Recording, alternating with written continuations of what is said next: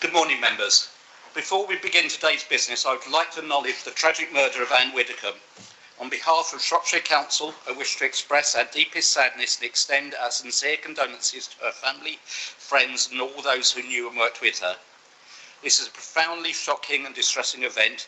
No one should face violence, abuse or intimidation because they have chosen to serve their community through public office. Councillors, MPs and all elected representatives must be able to carry out their duties safely, freely and without fear. Today we reaffirm our commitment to respectful democratic engagement and reject violence, hatred and intimidation in all their forms. As a council, we have signed up to the Joe Cox Civility Pledge, which promotes civil and constructive debate, integrity, honesty, compassion and respect for those with whom we may disagree. Those values are especially important at times such as this. I would now ask those present to join me in observing a minute's silence in Anne Widdecombe's memory and in solidarity with all those affected by this tragedy.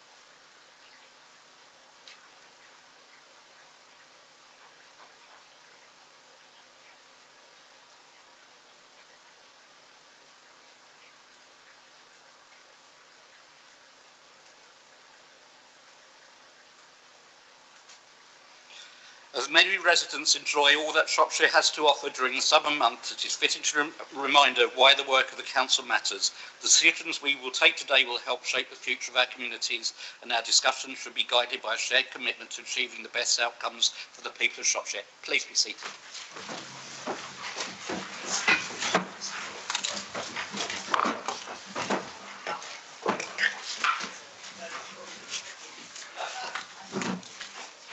This meeting is being live streamed and recorded. There may be occasions where there are technical problems live streaming meetings. If an issue persists and the live stream cannot be resumed, the meeting will continue and a backup recording will be made available after the meeting. Members of the public in the gallery at the back of the chamber may be visible on the video stream. For the benefit of those watching the live stream, please use your microphone every time you speak, including when participating in a recorded vote. Otherwise, your voice will not be heard. You may find it easier to be seated while using your microphone. Please do not hold the microphone by the stem and ensure that it is directly in front of you and not blocked by your laptop. Members are reminded they must be present for the entirety of the debate on any item in order to vote on it.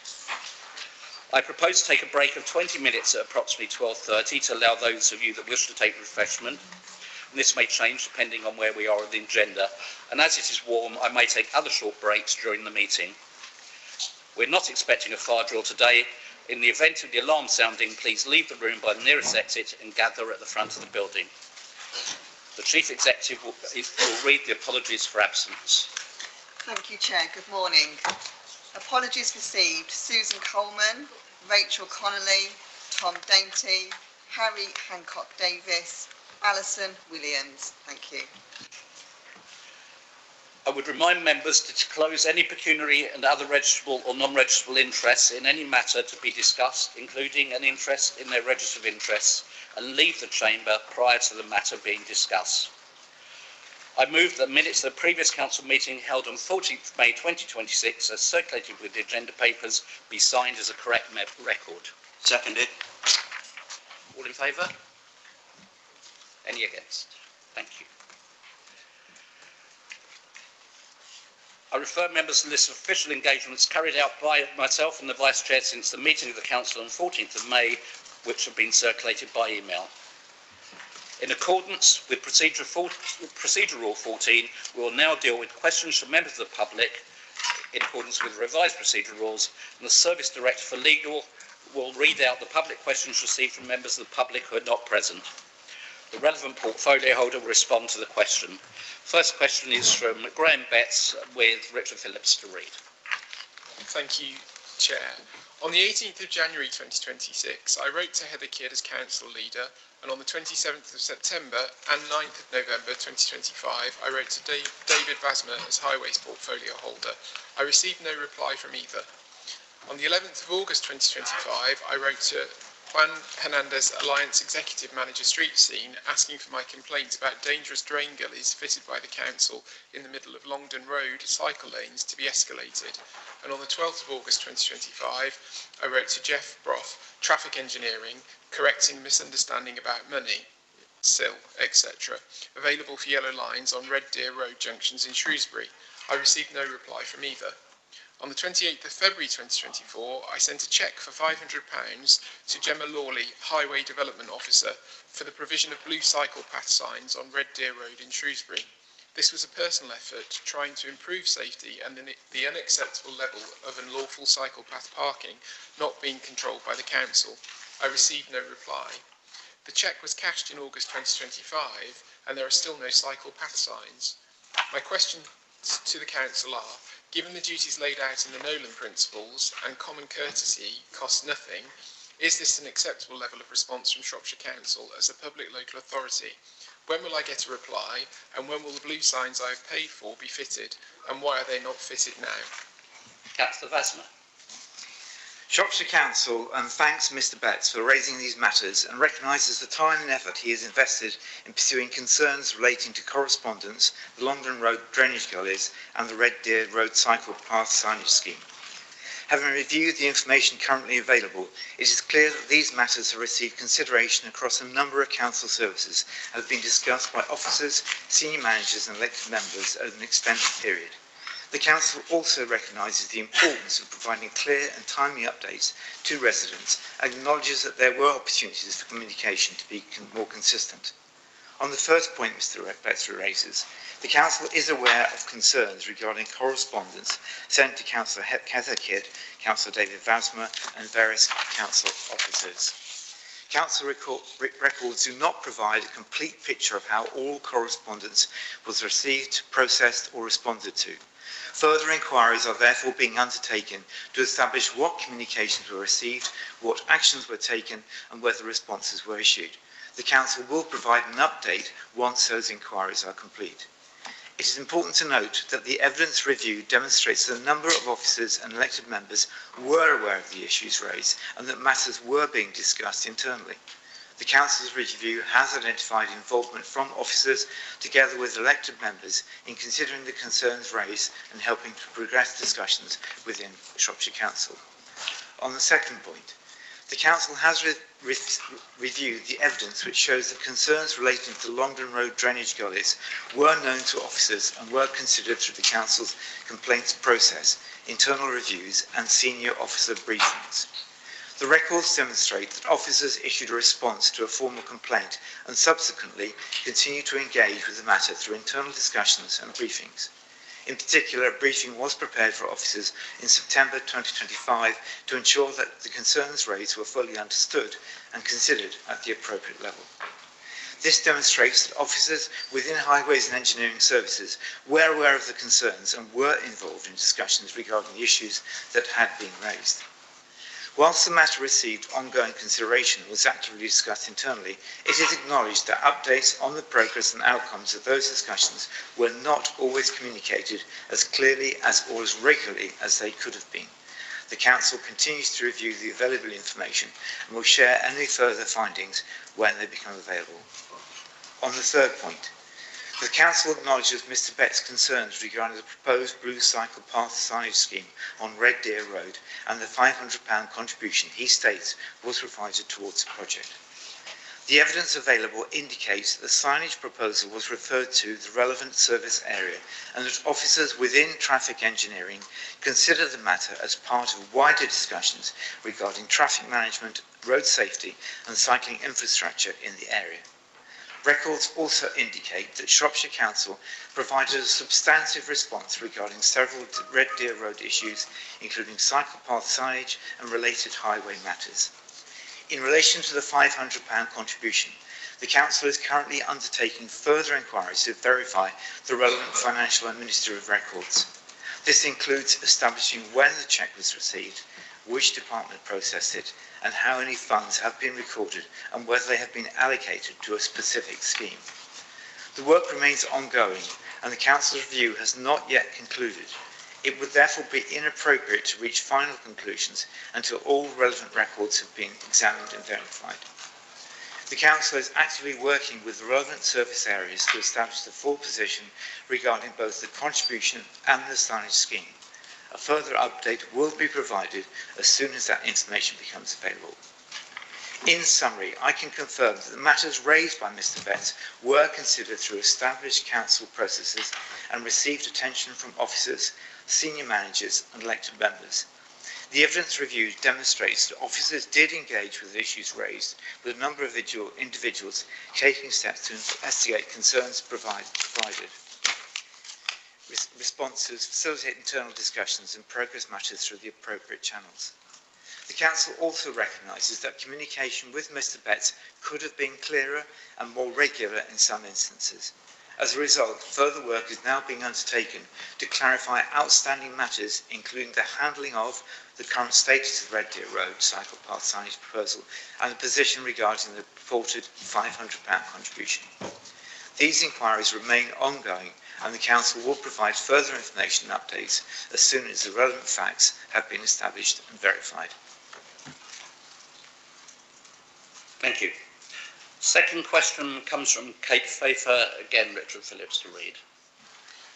Monkmoor Road serves as a vital artery for our local community, yet it remains one of the longest residential stretches in Shrewsbury, with a significant deficit of safe pedestrian crossing points.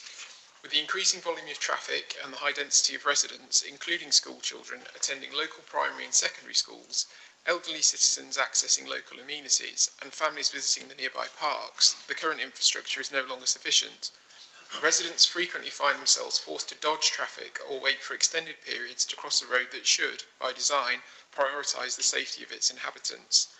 The active travel strategy promoted by this council encourages residents to walk rather than drive. However, this is only viable if the environment is safe. A new zebra crossing would provide a designated, visible and secure point for residents to navigate the road, particularly during peak school run and commuting hours. Will the Council commit to conducting an urgent pedestrian safety assessment on Monkmoor Road with a specific view to installing a new crossing to ensure the safety and well-being of the local community? Councillor Vasma. The Council recognises that Monkmoor Road is often very busy in a densely populated residential area, with residents needing to cross the road to attend local schools, visit shops and spend time in the recreational areas at Monkmoor Rec and Castle Walk. There are two existing crossing points on Monkmoor Road near its junction with Cranmere Road and Tankerville Street and near its junction with Clive Road. However, there is a long gap between them. The need for new crossing points is particularly acute at the entrance to Monkmoor Rec on Monkmoor Road and opposite the range of shops on Conway Drive beyond the roundabout where there is a busy pharmacy. There are many demands for new crossing points in Shrewsbury and across the whole county. Officers need to balance these requests against traffic data, the availability of finance and staff time. Monkmoor Road will be included in these county-wide discussions, and where the evidence suggests an overriding need, officers will consult local residents, their councillors and parish and town councils before proposals for new crossings are designed and implemented. Thank you. The next question is from Jamie Russell, again Richard Phillips to read. Over the last few months, Shrewsbury has seen a rise in far-right protests, which have attracted nationally recognised extremists, including Ryan Ferguson, a self-proclaimed neo-Nazi, and Ryan Bridge from Raise the Colours, who is currently charged with injuring a man in a hit-and-run attack in Birmingham. Other key members of Raise the Colours have been charged with the murder of a pub landlord in Lichfield and making indecent images of children. The behaviour of these protests in Shrewsbury has been hateful and racist, with chants including deport, deport, the F-word expletive lot and F-word expletive Islam ringing through our town. There have also been reports of aggressive and intimidatory behaviour towards members of the public and the legal use of pyrotechnics. These marches are having a chilling impact on local businesses, with many members of our community avoiding the town centre when they occur, being cancelled due to safety fears. Shrewsbury's reputation as a welcoming place to visit is at risk of irreparable damage. Please can Shropshire Council outline how it will respond to future marches, including the one planned for the 22nd of August, and hold a community meeting in order for residents and businesses affected to voice their concerns and discuss them with council leaders. Heather Kidd. Thank you. A really important point. There is a lengthy response to this, to the bottom of the responses to this, but we would be here for some considerable time if I read it all out. So I'm going to read the highlights from it, and then the rest of it is available for you to read. The Council recognises concerns about recent protests, including their impact on safety, community cohesion, and reports of offensive behaviour, and it's committed to keeping Shropshire welcoming and inclusive. However, the right to protest is protected under human rights law, Articles 9, 10 and 11, though not absolute, with any restrictions, are the responsibility of the police, not the council. The council cannot prevent protests. The police and public sector bodies must balance rights by acting lawfully, proportionately and without discrimination, protecting peaceful protests while addressing risks. Criminal behaviour, e.g. hate crime and violence, is a police matter and should be reported via 101 or 999 in emergencies, and that's where there's a real threat to individual safety. It really does need to go by 999 when there's individual safety concerns.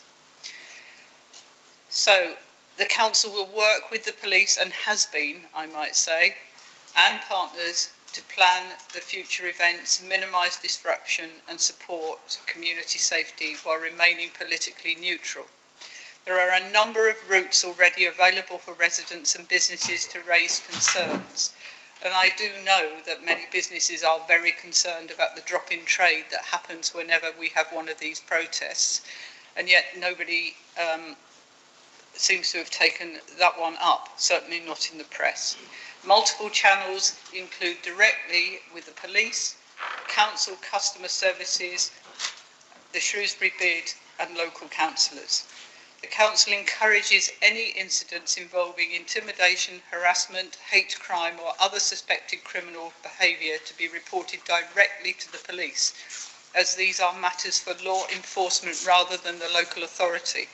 We have no powers around that. So please now do access the whole of this question, which is done in detail. Thank you. Thank you. Moving on to a question from Angela Vanocek. Are you here? Yes. Could you come to the...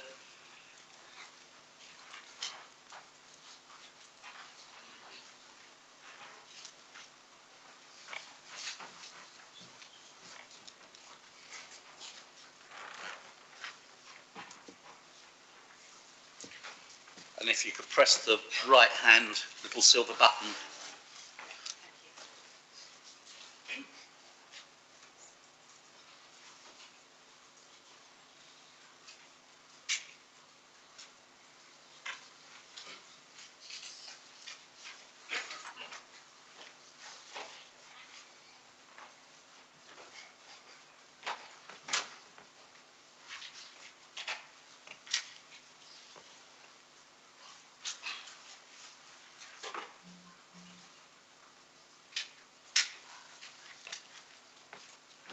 Okay, good morning, Council. My name is Angela Vanocek, and I'm here this morning to petition Shropshire Council on behalf of Christine Hart, who unfortunately can't be with us today and sends her apologies, to overturn their decision announced on the 18th of June 2026 to close the Millbrace Park and Ride site. It has become evident that this will create hardship for many residents who depend on this site in order to go about their daily lives. It will add to the already existing traffic congestion on the A5 and in the centre of town at Lee at best, and at worst, it will be the most significant driver of making residents abandon the town and go elsewhere.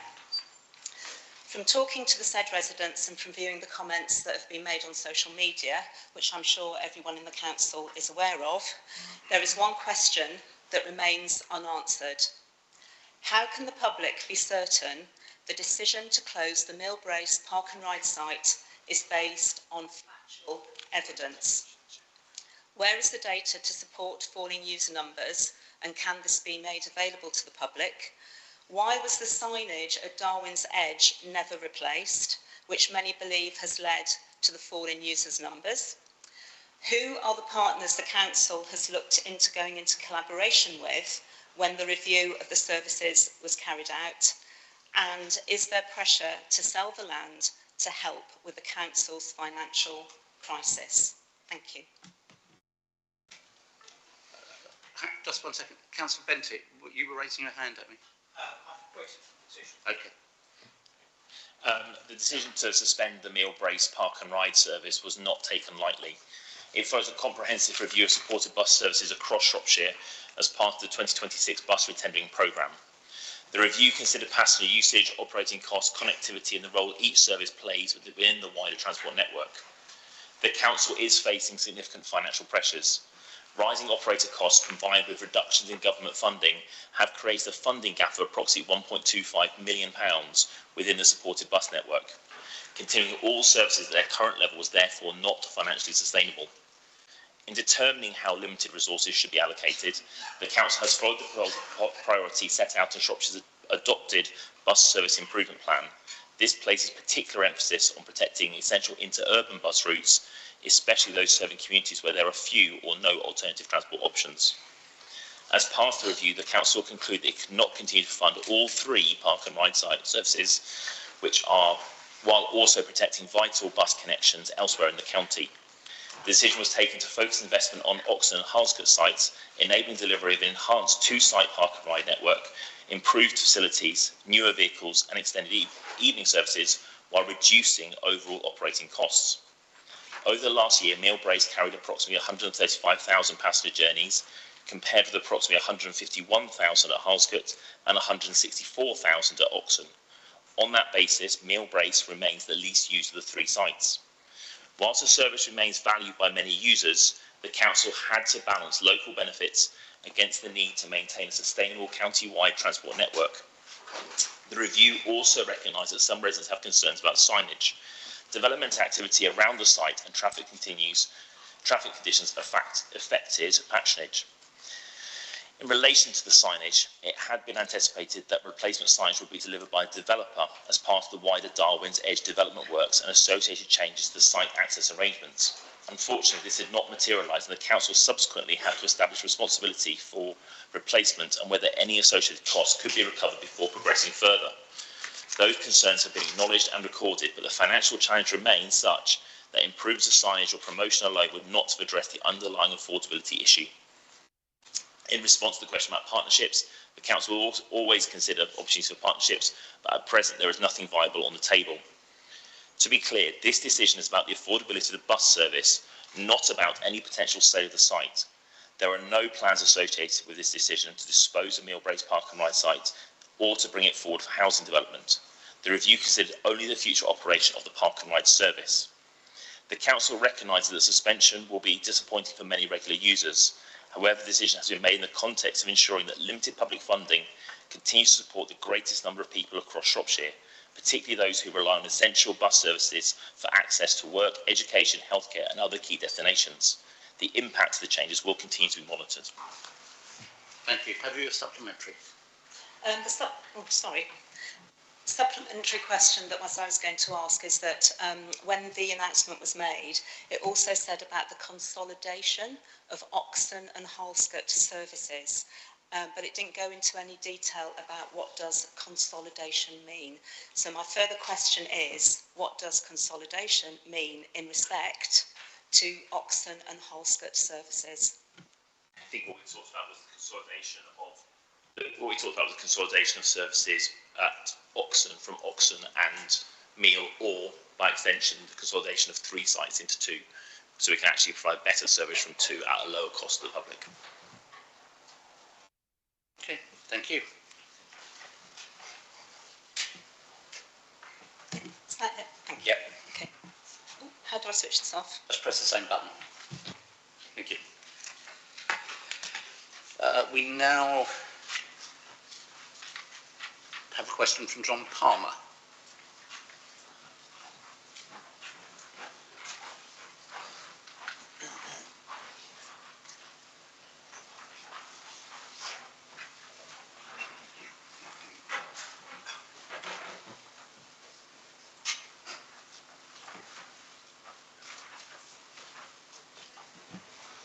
Thank you, Chair.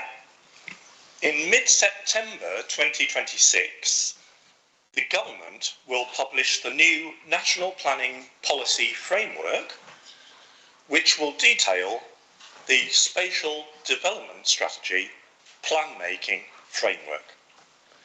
Has Shropshire Council changed any of its thinking on this since its newsroom story on 27th of March 2026? Instead of just joining with Telford and Wrekin Council on a spatial development strategy, is it accelerating consideration of being more closely aligned with the West Midlands Combined Authority to fully benefit from Andy Burnham's enticing devolution revolution? Councillor Walker. Thank you, Chair. Thanks, John, for your question. In March, Shropshire Council provided a positive response to the government's request for areas to set out their long-term aspirations for cross-boundary working on the new style spatial development strategies. The Council's response, developed in partnership with Telford and Wrekin Council, envisaged a spatial development strategy to be developed across the two council areas, recognising the shared economic growth opportunities presented by this geography, including its functional relationship with the wider West Midlands region. Shropshire Council is awaiting a formal response from the Government to our positive proposals for cross-boundary working, which we anticipate later in the summer. When we have this feedback from the Government, we'll be able to progress work on a new SDS. Mr. Palmer. No follow-up? Yeah. Question from John Adams.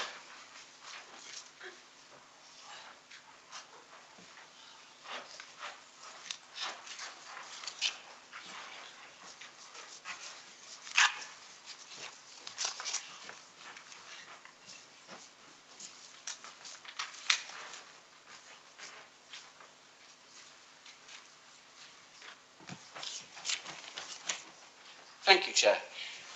Whilst this question relates to one resident, many others will be in a very similar situation. An elderly resident in a retirement development is unable to open her windows, leaving her flat above 28 degrees for several consecutive days and reaching over 32 degrees Celsius in the afternoons. The developer's advice to leave doors open to internal corridors creates a fire and security risk. The upper floor apartment has southeast and southwest facing sash windows with a fixed bottom sash. The only operable sash must be pulled down using two rings, positioned too high for an average person. And the force required is beyond that many elderly residents could safely exert.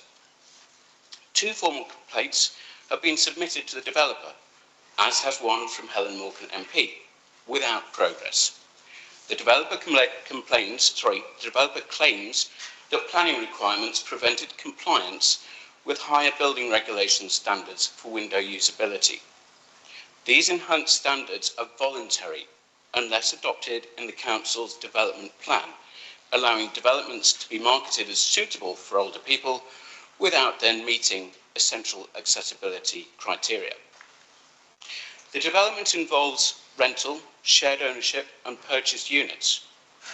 Because the resident owns her flat, Shropshire Council's housing enforcement team will not act, as any enforcement notice would fall on the resident herself, despite the developer retaining ownership and control of the windows. What steps will Shropshire Council take to ensure residents in mixed tenure retirement developments have equal access to council support in situations where building features are unsafe or unusable? And will the council include the higher level building regulation standards within the development plan to prevent similar cases in the future? Councillor Walker. Thank you, Chair. Thank you, John. While the address of this property has not been provided in the question due to other queries received by the council, it is understood that this relates to Jules Court in Market Drayton, which is a McCarthy and Stone development of retirement apartments. Planning Permission reference 19/02964/full was approved on the 16th of September 2020 for development of one block of 53 retirement apartments, formation of parking areas, estate roads, landscaping scheme, all following the demolition of the existing buildings at land at 36 Stafford Street, Market Drayton, now known as Jules Court. McCarthy and Stone were involved at the planning stage and were involved during the building out of the site. The site is located in a conservation area and the design proposed sash windows. These were conditioned and detailed approved for wooden sash windows. We are aware that McCarthy and Stone have received some complaints from residents struggling to open windows. We have discussed this with planning, the conservation team and the building control team. This is likely to be an issue related to the quality of the installation or the lack of good maintenance, rather than the fact that they were sash windows. As properly installed, good sash windows should open easily. Alterations could be made, including small handles which may assist with opening and closing, but this would need to be considered by the owner. The site was constructed using an approved inspector, NHBC, not the council's building control team, so the council will not have been involved in the review at each stage of construction. NHBC is a well-established approved inspector, so the council would expect building regulations were adhered to. We understand that McCarthy and Stone have a warden who can assist with opening of windows, but appreciate that may not be ideal for residents. With regards to including high-level building regulations within the development plan, the government is clear that policies and regulations that are set out elsewhere should not be included in the council's local plan, development plan, as this duplicates policy and is unnecessary. Therefore, this is a civil matter for residents to address directly with McCarthy and Stone. Have you a supplementary?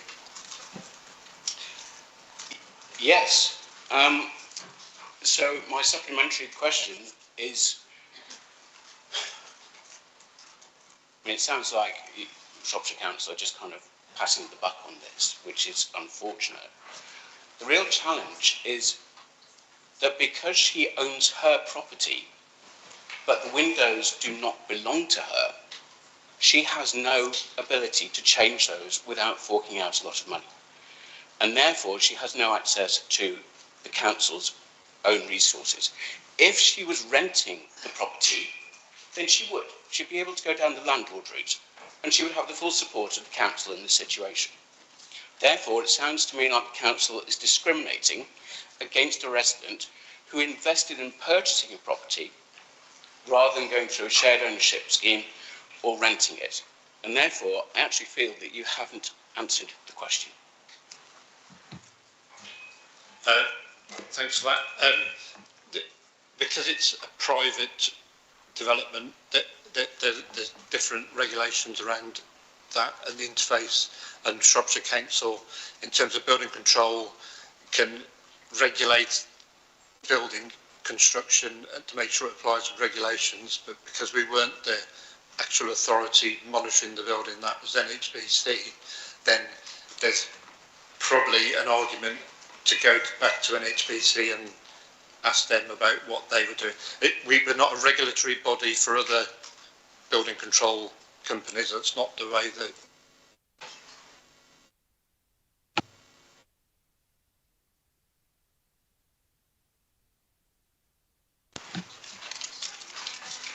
This isn't about building regulations. But, sorry, you only get one supplementary. It's not a debate.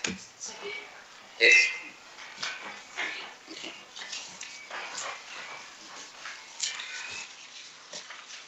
Okay, moving on. We have a petition bearing over...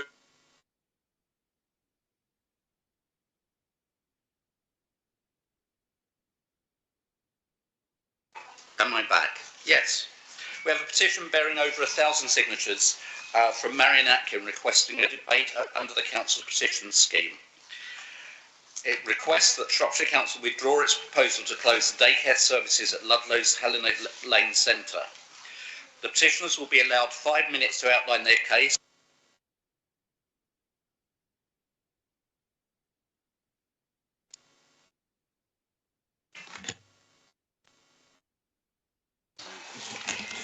Hello. Right.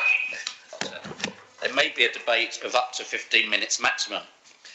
The portfolio holder, Councillor Houghton, will reply for the Council, and at the end of the debate will report which of the options outlined on the agenda she will take. Who's presenting the petition? Okay.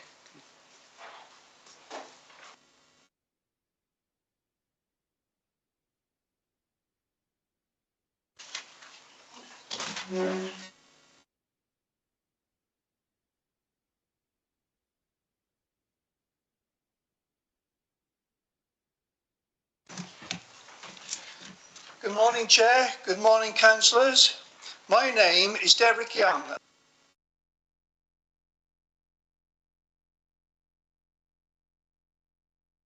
A proud member of the Helena Lane Daycare Alliance. I hope you've read the letters we shared with the councillors this week. We're a group of service users, carers and family members who think that the welfare of older people with severe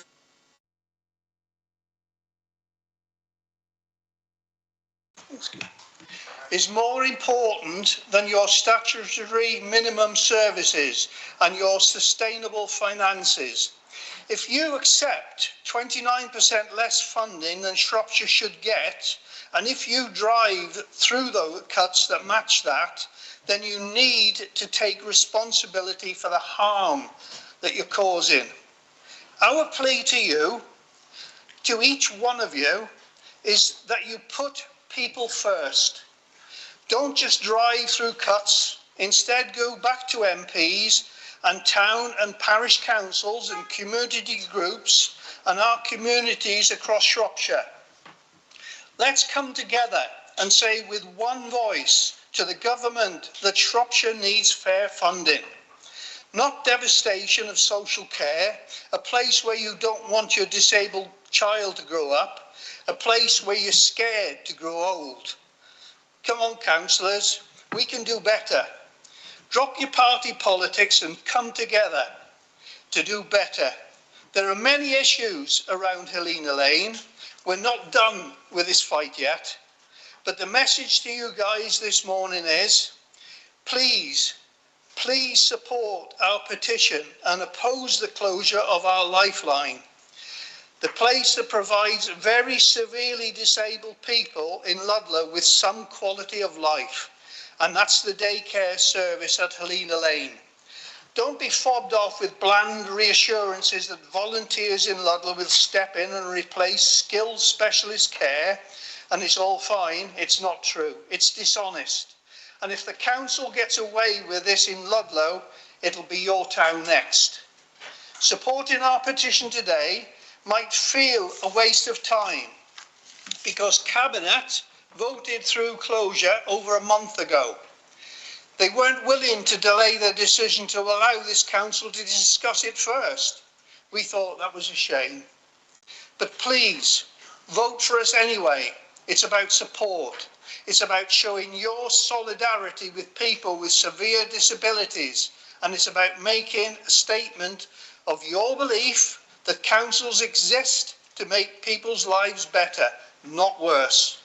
We need your help. Thank you, Chair. Thank you, councillors.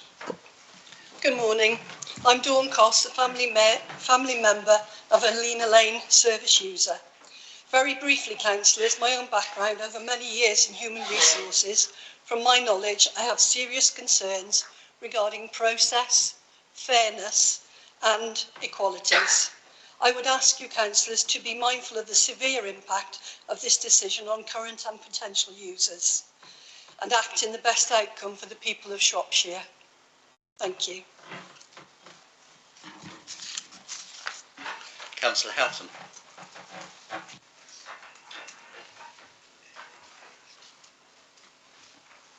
Thank you, Chair, and thank you, Mr Young and Dawn, for those comments. And thank you for bringing your petition forward today. As I explained at Cabinet on the 10th of June, I regret that this petition was not submitted before that meeting so that it could have been considered as part of the Cabinet's decision-making process.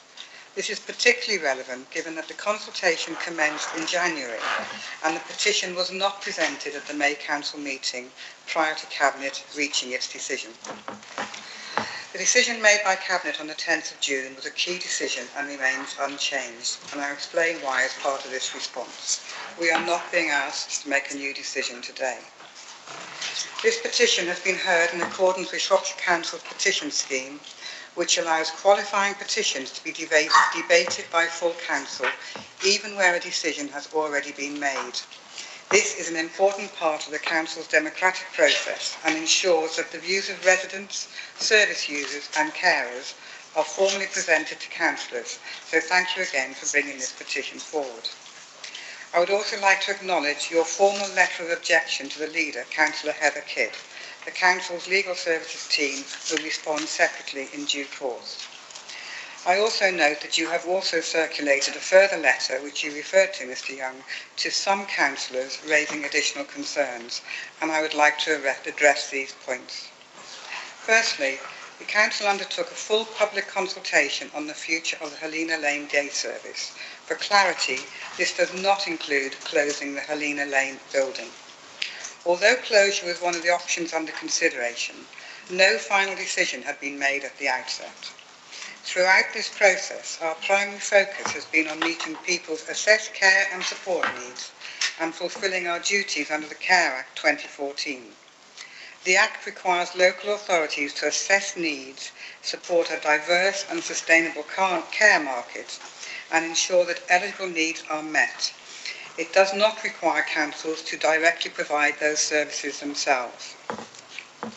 All 5 people using the service are offered a Care Act assessment and have been on multiple occasions through written correspondence. 4 individuals have accepted this offer. Where appropriate, carers are also offered a carer's assessment. It has been suggested in your correspondence that Cabinet had predetermined the outcome. I can confirm that this was not the case. Cabinet carefully considered all representations received, including those made directly by people using the service and their carers, who were invited to address Cabinet in person. Questions have also been raised about my understanding of the service and the needs of those who use it. Throughout the process, I have been fully briefed by adult social care officers. In addition, my professional background in social care commissioning and management, postgraduate study in gerontology and personal experience as a family carer have given me a strong understanding of the needs of older people and carers. I also recognise that effective support does not have to be buildings-based. Whilst the Council recognises that Helena Lane provided valued building-based support, eligible needs can lawfully be met through a range of support arrangements depending on individual assessment. Across Shropshire and elsewhere, many people with assessed care needs are successfully supported through community-based services. The Equality Impact Assessment, completed at the start of the consultation and updated following consultation, identified that closure of the service would have an impact on individuals. However, through Care Act assessments and reviews, alternative ways of meeting eligible needs have been identified. Prior to Cabinet, officers also reviewed alternative support opportunities available in the Ludlow area.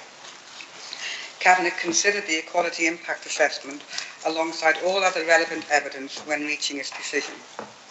The Council recognises the strength of feeling regarding day opportunities in Ludlow and understands the concerns raised by families, carers, staff and the wider community. Decisions of this nature are made carefully, taking account of individual needs, available support, statutory responsibilities and the Council's duty to use public resources effectively. My response to the petition is that no further action will be taken. The decision made by Cabinet on 10th of June was a key decision and remains unchanged. There was the opportunity to call this in by scrutiny, despite it already having been heard by finance scrutiny previously, but this was not requested. Therefore, we are not being asked to make a new decision today. Thank you. Councillor Kerr. Yes, thank you. I was the group leader who proposed that this decision be deferred until it had been debated and the petition had been considered at full council, and that's in the minutes from the Cabinet meeting. And I am concerned that going forward, we've got a number of difficult decisions we're going to have to make, it seems, as a council, and we can't expect residents to understand the role of the Cabinet, the role of the council, and where petition goes to. So I do believe that if we want to carry the public with us, we're going to have to be a lot more adept at ensuring that when a petition is brought to the council can consider it before a decision is made by Cabinet rather than after a decision is made by Cabinet. Anybody else? Councillor Wagner. Sorry, I didn't see Councillor Wagner. I'll come to you next. Thank you, Chair. First of all, just to thank the Helena Lane campaigners for coming again today. You know, we obviously gave this a long hearing at Cabinet, and it's not been a decision which was taken lightly by Cabinet. When there are human consequences, I think it's all the more important that, as Councillor Kerr suggests, we do give these processes the longer form. Similarly, and it's a similar comment to which I made at Cabinet, so I won't repeat my words exactly, this Council's first and most fundamental duty in law, the duty that government prescribes to it, is to set a balanced budget. We're this year taking out the largest loan in the country of any local authority in order to do that. Next year we may have to do the same, unless there are some significant changes in the provision of statutory services which the Council is not obliged to provide for residents. The problem with ignoring that and ploughing on regardless with spending is twofold. First of all, it isn't what government expect of us. They are expecting decisions to be made at pace. We are getting that feedback from opposition regularly as well, for what it's worth. I've had everyone at Cabinet variously speaking about that need for pace. But also, we are at very risk, and we've just had a best value notice issued yesterday from ministers, of not being in control of this council and having any local democratic oversight at all if we don't make some of these decisions. There are many more of these decisions to come, I'm afraid, and it doesn't really matter which party the administration is. That's the fundamental task ahead of us. And the second reason, though, is that even if in the short term that option of borrowing to provide non-statutory services is tempting, it is borrowing, it isn't our money. We don't have that council tax base, we don't have that core government grant. I was glad to hear that acknowledged, because that is at the root of some of these problems here. Borrowing money to support these services is money that will stay on our balance sheet with interest for over 20 years. It's roughly 10% of the value of the cost every year for those 20 years. We may be making a decision that makes us feel better today, but it certainly won't help tomorrow. And it certainly won't help in 19 or 20 years when a future council is having to make even more difficult decisions about these sorts of services. So we've watched this with great interest, and it's not a decision made lightly at all. But I think the portfolio holder has very eloquently outlined why we're proposing to not take any further action. You do talk to government about funding. Yes, and of course any help with funding from government is essential if we want to get out of this situation and structural problem long term. Are you allowed to respond? Sorry, no. Okay. Councillor Dean. Thank you. It's just, really it's a procedural point, because I'm a bit concerned that we are debating a petition. We don't actually have the wording of the petition in front of us as councillors. It's not on the public questions document. It's not on any of the attached documents. And I've had a look on my emails and I cannot find reference to the wording of the petition anywhere. So if people are petitioning the council, it's unfortunate for those petitioners if their wording hasn't actually been communicated to councillors so that we can see that when we debate it. If I'm wrong, then I stand corrected, but I certainly can't find it in anything that's been sent to us prior to this meeting. The monitoring officer is just checking. I'll come back to you on that. Councillor Rowley. Thank you, Chair. I do have some concerns. Residents have been asked to pay higher council tax bills, yet at the same time they are seeing cherished local services disappear. That is difficult enough to explain when efficiencies are being made around the edges. It becomes even harder to justify when services are being targeted at those relied upon by some of the most vulnerable people in our communities. Helena Lane is not a luxury. For many users, it provides social contact, personal care, companionship, and the respite for unpaid carers. For families, it is a lifeline.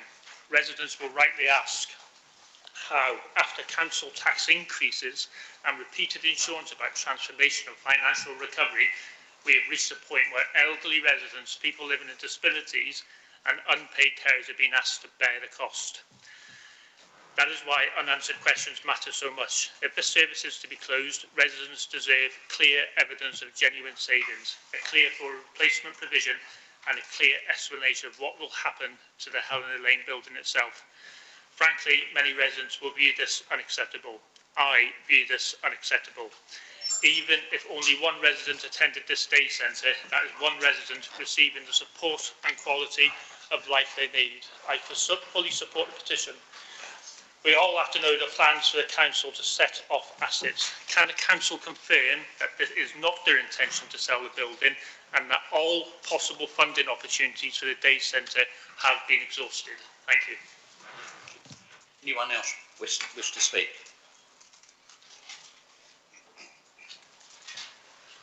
Thank you, Chairman. I'd actually like to ask this, not request, but to ask, that where removal or disposal of social services or other sites is justified on the grounds of low usage, the current level should be made publicly available before any decisions are made. I ask that obviously this may go against sometimes data protection and privacy, but where possible, please, members and members of the public actually know the level of usage where possible. Thank you.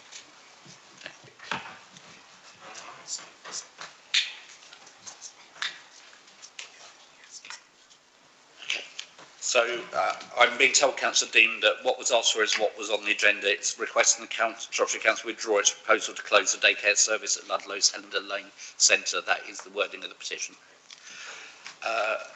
Okay, Councillor Houghton, I'm just going to say, I should have made this a little bit clearer, and it is on my version of my hymn sheet. I'm not sure about yours, and this will come up with the next petition, which is after the petition's been presented, you give your reply, and at the end of the debate, you say what you plan to do, having listened to the debate, rather than preempting that. But there we go. At this point, you do get a right reply, and if you can just confirm what you intend to do. Thank you. Thank you, Chair, and thank you for the clarity.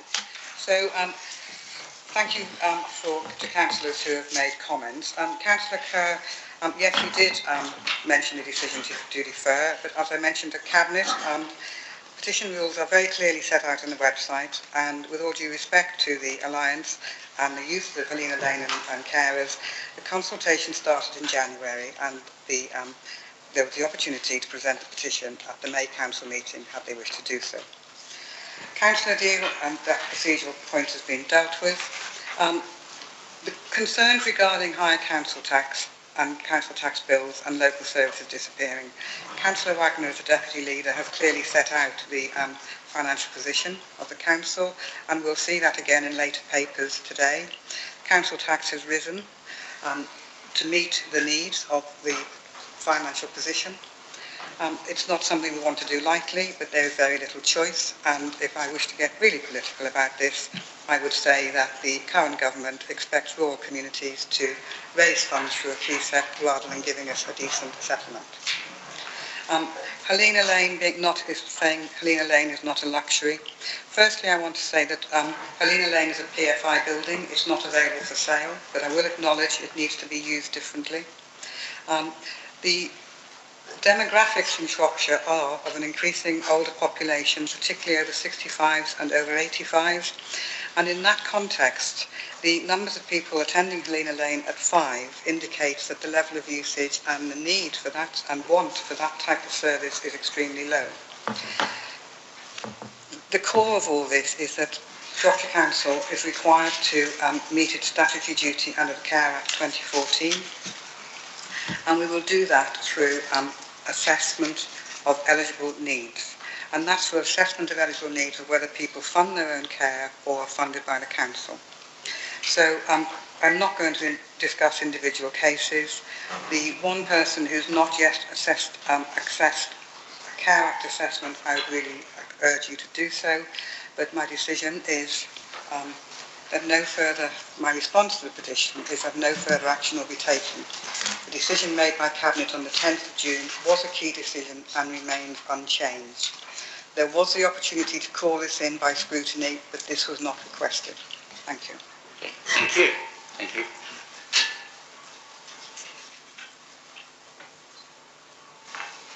We move on to the next item. Yeah.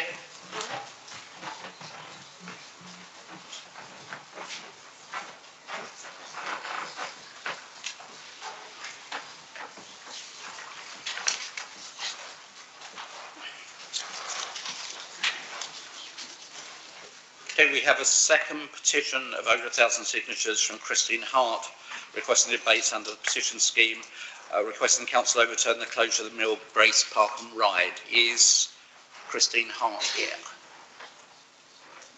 Of course, Christine Hart's here. Would you like to present it for her? Yes. But I've got nothing else to what I answered the questions earlier. Right. But that's okay.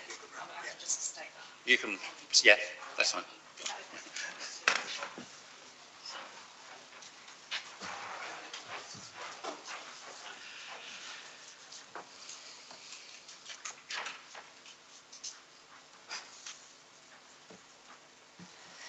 So, in addition to the questions I posed earlier, I do not intend to go into any other detail regarding the petition to overturn the closure of Mill Brace Park and Ride.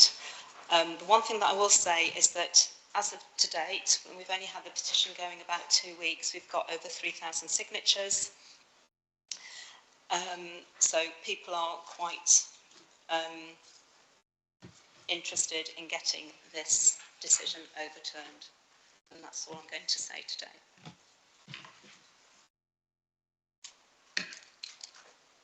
Okay, just to confirm, for Julian Dean's sake, if nothing else, that in this case, the request of the Council overturn the closure of Mill Brace Park and Ride is the word of the petition. Okay, Councillor Wilson. Thank you, Mr. Chair, and thank you for presenting the petition. I think it's very important that people engage in the democratic process, and I really appreciate you for doing that. I will refer to my earlier answer. I think, in particular, to the Council adopted bus service improvement plan. That is the adopted policy of the Council regarding bus services. It does state that the priority of the Council is protecting interurban services as the top priority, particularly where there is no other opportunity for public transport available. And that's why, in particular, 64 to Market Drayton has been protected as part of the 21 bus tenders that went out, because Market Drayton does not have a train station. It is the only way by public transport that people from there can get to the county town. But there are others. This is not a decision that I would have wanted to make when I stood for election in 2025 or 2021. I think I'm on record as saying that I would like to see more park and ride services rather than less.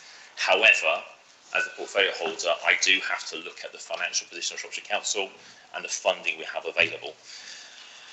I think that's what that context is really key. So it's about funding, it's about supporting essential services, and it's about being fiscally responsible. So on funding, it is an inconvenient truth that Keir Starmer's Labour government has reduced the funding available to Shropshire for revenue support for public transport services. That is a fact in black and white. The problem is that the way the government presents figures, as every government does of all different colours, they will massage figures to suit a narrative. We have been given a multi-year settlement, but because they've consolidated funding pots into one, the overall effect of that is there is less money available. Within the council's own budget, the amount of our base budget that goes into public transport has remained the same, but that creates a £200,000 hole before we start. Add on to that the increasing cost for operators, that's about £600,000, and on top of that, the 64 to Market Drayton is about a similar cost. So you add everything together, you end up with a £1.25 million funding gap on a £3 million budget. And now you don't need to be particularly adept at maths to understand that's a huge black hole. When we start to look at what we have to protect based on our bus service improvement plan, I've already mentioned the 64 to Market Drayton.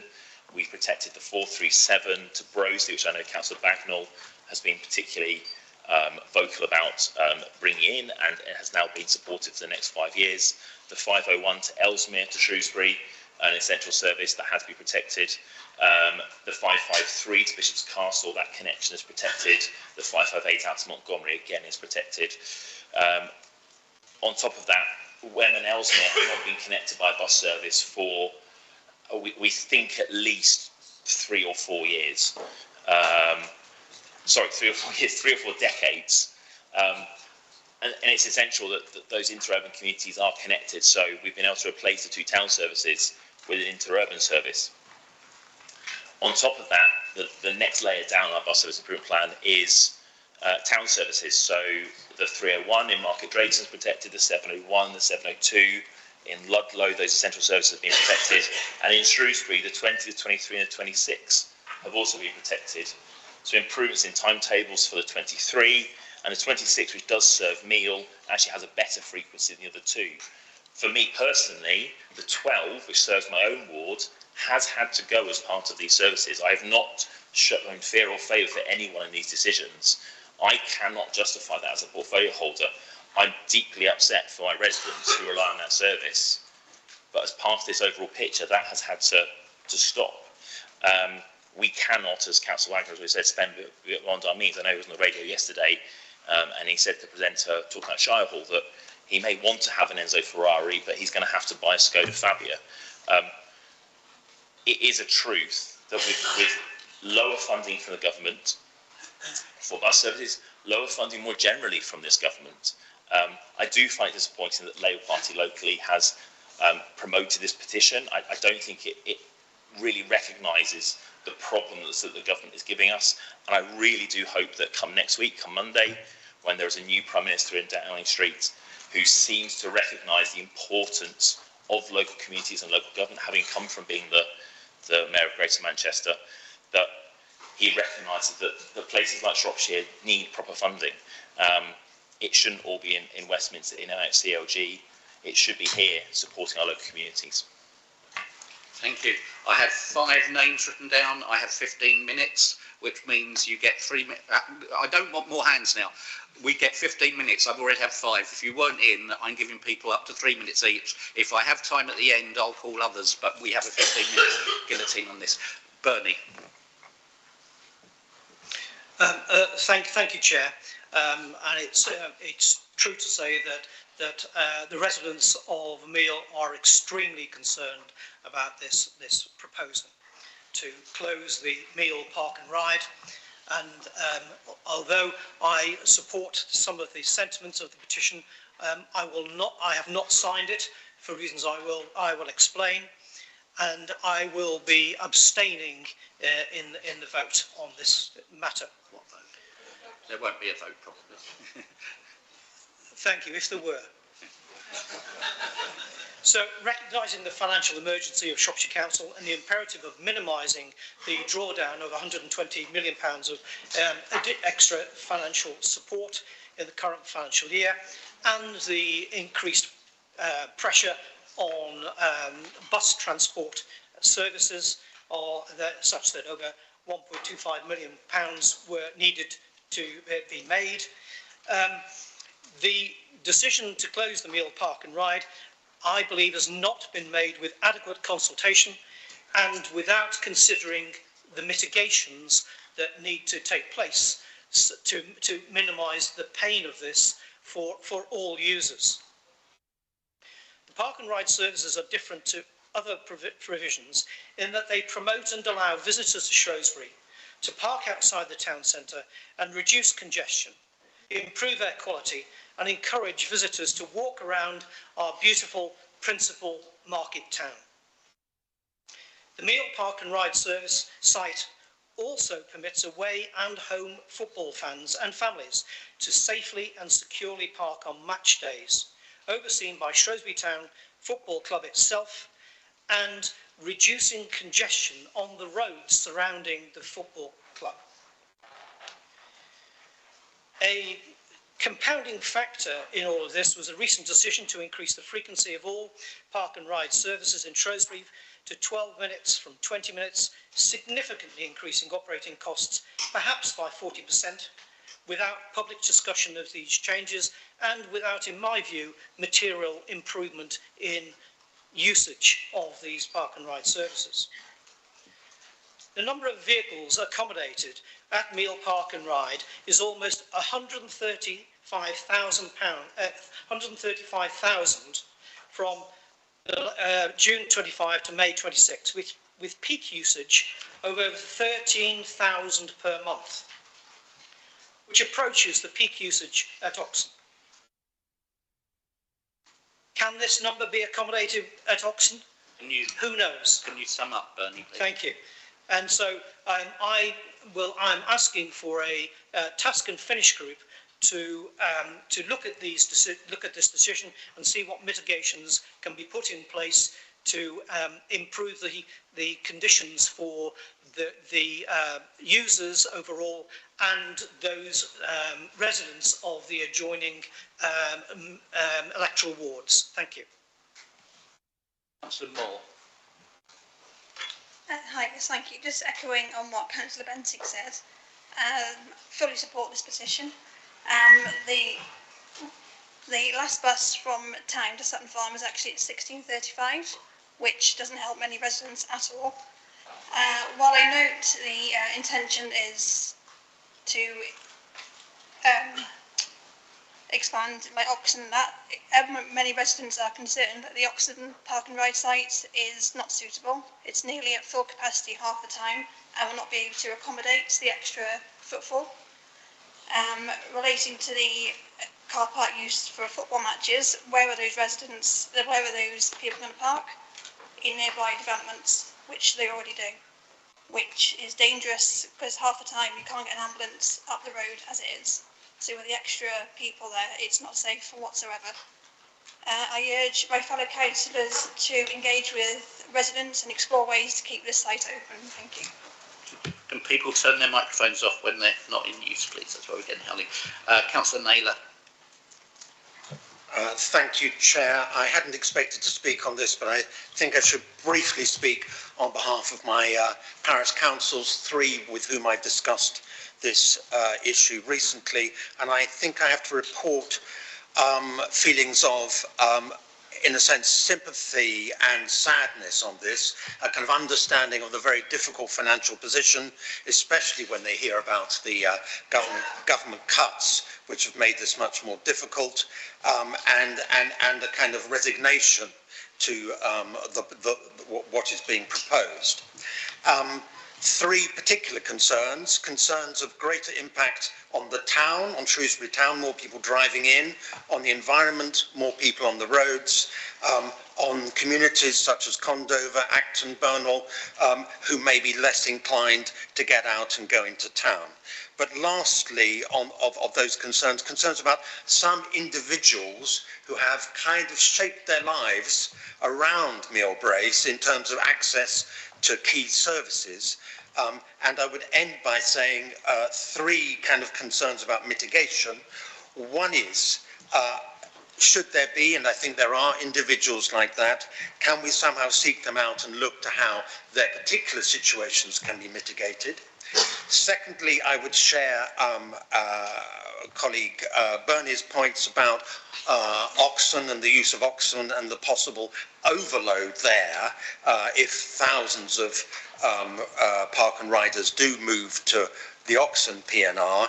And lastly, I would say the schedule of closure puts it just before Christmas, as I understand, which of course is not the ideal time to be reducing access to the town centre and causing more congestion. So I would propose that the closure date be moved on till January when usage is much lower. Thank you. Councillor Marston. Thank you. I took part in the members' briefing sessions on this for the area I represent along the Wen corridor. And I have to say that whilst I appreciate this is not ideal for users of Meal Brace, there is a lot of good news in this for those of us that live in North Shropshire, that the 508 service that will connect Ellesmere and Wen will also connect some of those villages in North Shropshire that haven't really got a bus service. I understand when that's introduced.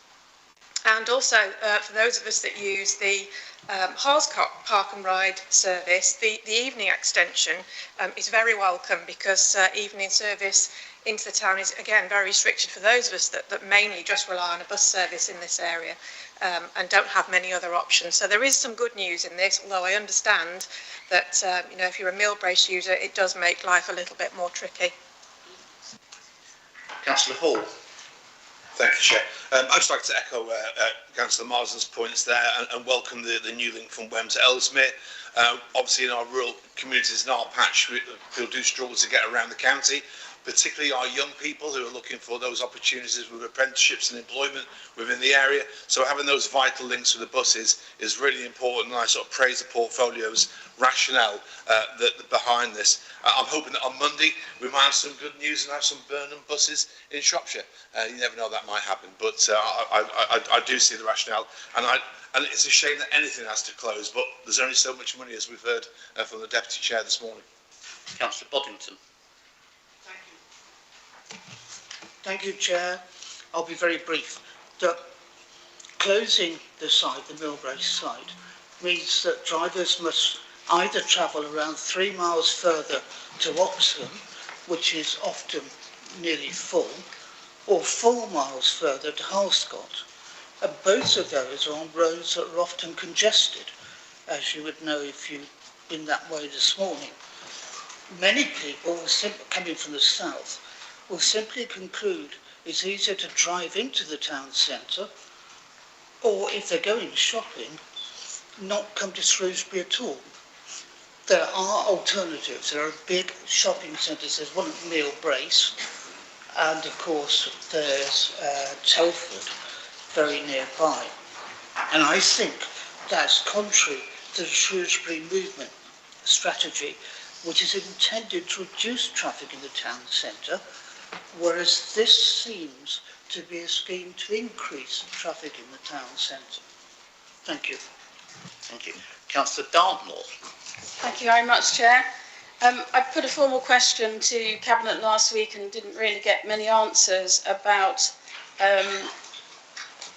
the falling passenger numbers that are meant to be the main reason for the closure of Meal. And again today that question has been dodged. We have at last got passenger numbers, but between the three, comparative passenger numbers between the three P&R sites, but those are actually irrelevant without the background as to how they've gone up and down.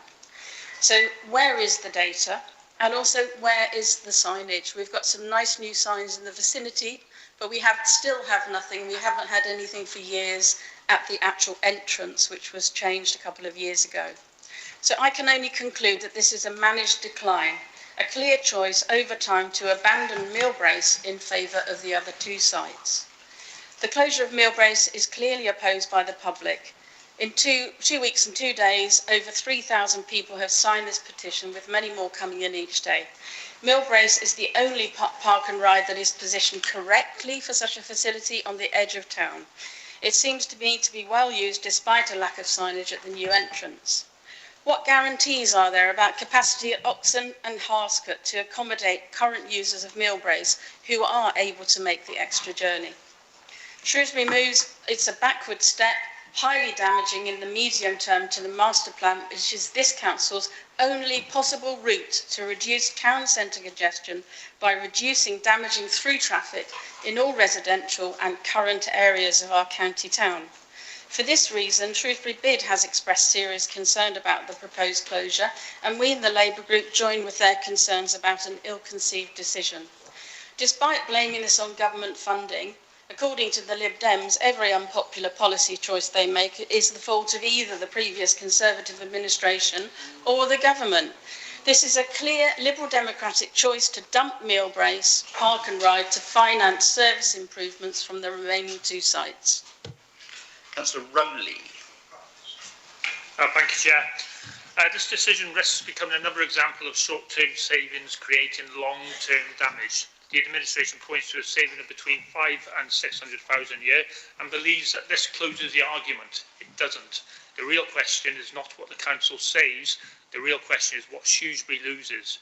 What makes the decision even harder to understand is a contradiction at its heart. On one hand, the council takes about reducing congestion, supporting sustainability, transport and strengthening Shrewsbury town centre. On the other hand, it's closed its transport asset designed to do exactly those things. Residents are paying more council tax. Businesses are already coping with higher costs. Parking charges have already increased. Access to the town centre is under pressure. Yet instead of investing solutions that bring people into Shrewsbury, we are debating the closure of one of the very services designed to do so. The unanswered questions remain. How many of the 135,000 passenger journeys will simply disappear? What will be the impact on the town centre business and jobs? How many additional car moves will be created? Finally, what assessment has been undertaken of the economic consequences of a closure? Because until those questions are answered, this looks less like a strategic transport decision and more like a budget cutting exercise with potentially serious consequences to Shrewsbury's economy. Residents understand the decisions have to be made. What we do not understand is why, after paying more, being promised regeneration, accessibility and economic growth, they are being to accept a loss of service that brings people into our county town. A saving on the spreadsheet is easy to calculate. The damage to the town centre is much harder to reverse. And that's why this decision deserves far greater scrutiny before it is allowed to proceed. Here. Councillor Wagner, you have 1 minute and 15 seconds. Thank you, that's very kind, Mr. Chair. Look, I just think this council is in the most precarious position of any in the country. You know, if the opposition are not willing to take our financial position seriously, then why are we all here? You know, are we going to borrow money today that puts a council 10 or 20 years down the road in an even more difficult position, even less able to provide some of these basic services? That is the choice before us. The very open question I have is we have 21 bus routes that needed retendering from COVID. The Labour government cut our grant by £200,000. Costs have gone up by £500,000 in that point. Does anyone else in this chamber have half a plan to bridge that financial gap? Has anyone even thought about it beyond getting a headline in the Shropshire Star? I strongly doubt it. I strongly doubt it. We have to make difficult decisions if we want this council to survive. We're not talking about thriving and being the sort of local government that we might have seen in the past. To survive. This is a really unfortunate decision. It affects my ward more than anyone else's in many ways in the town centre. But we have to make these decisions.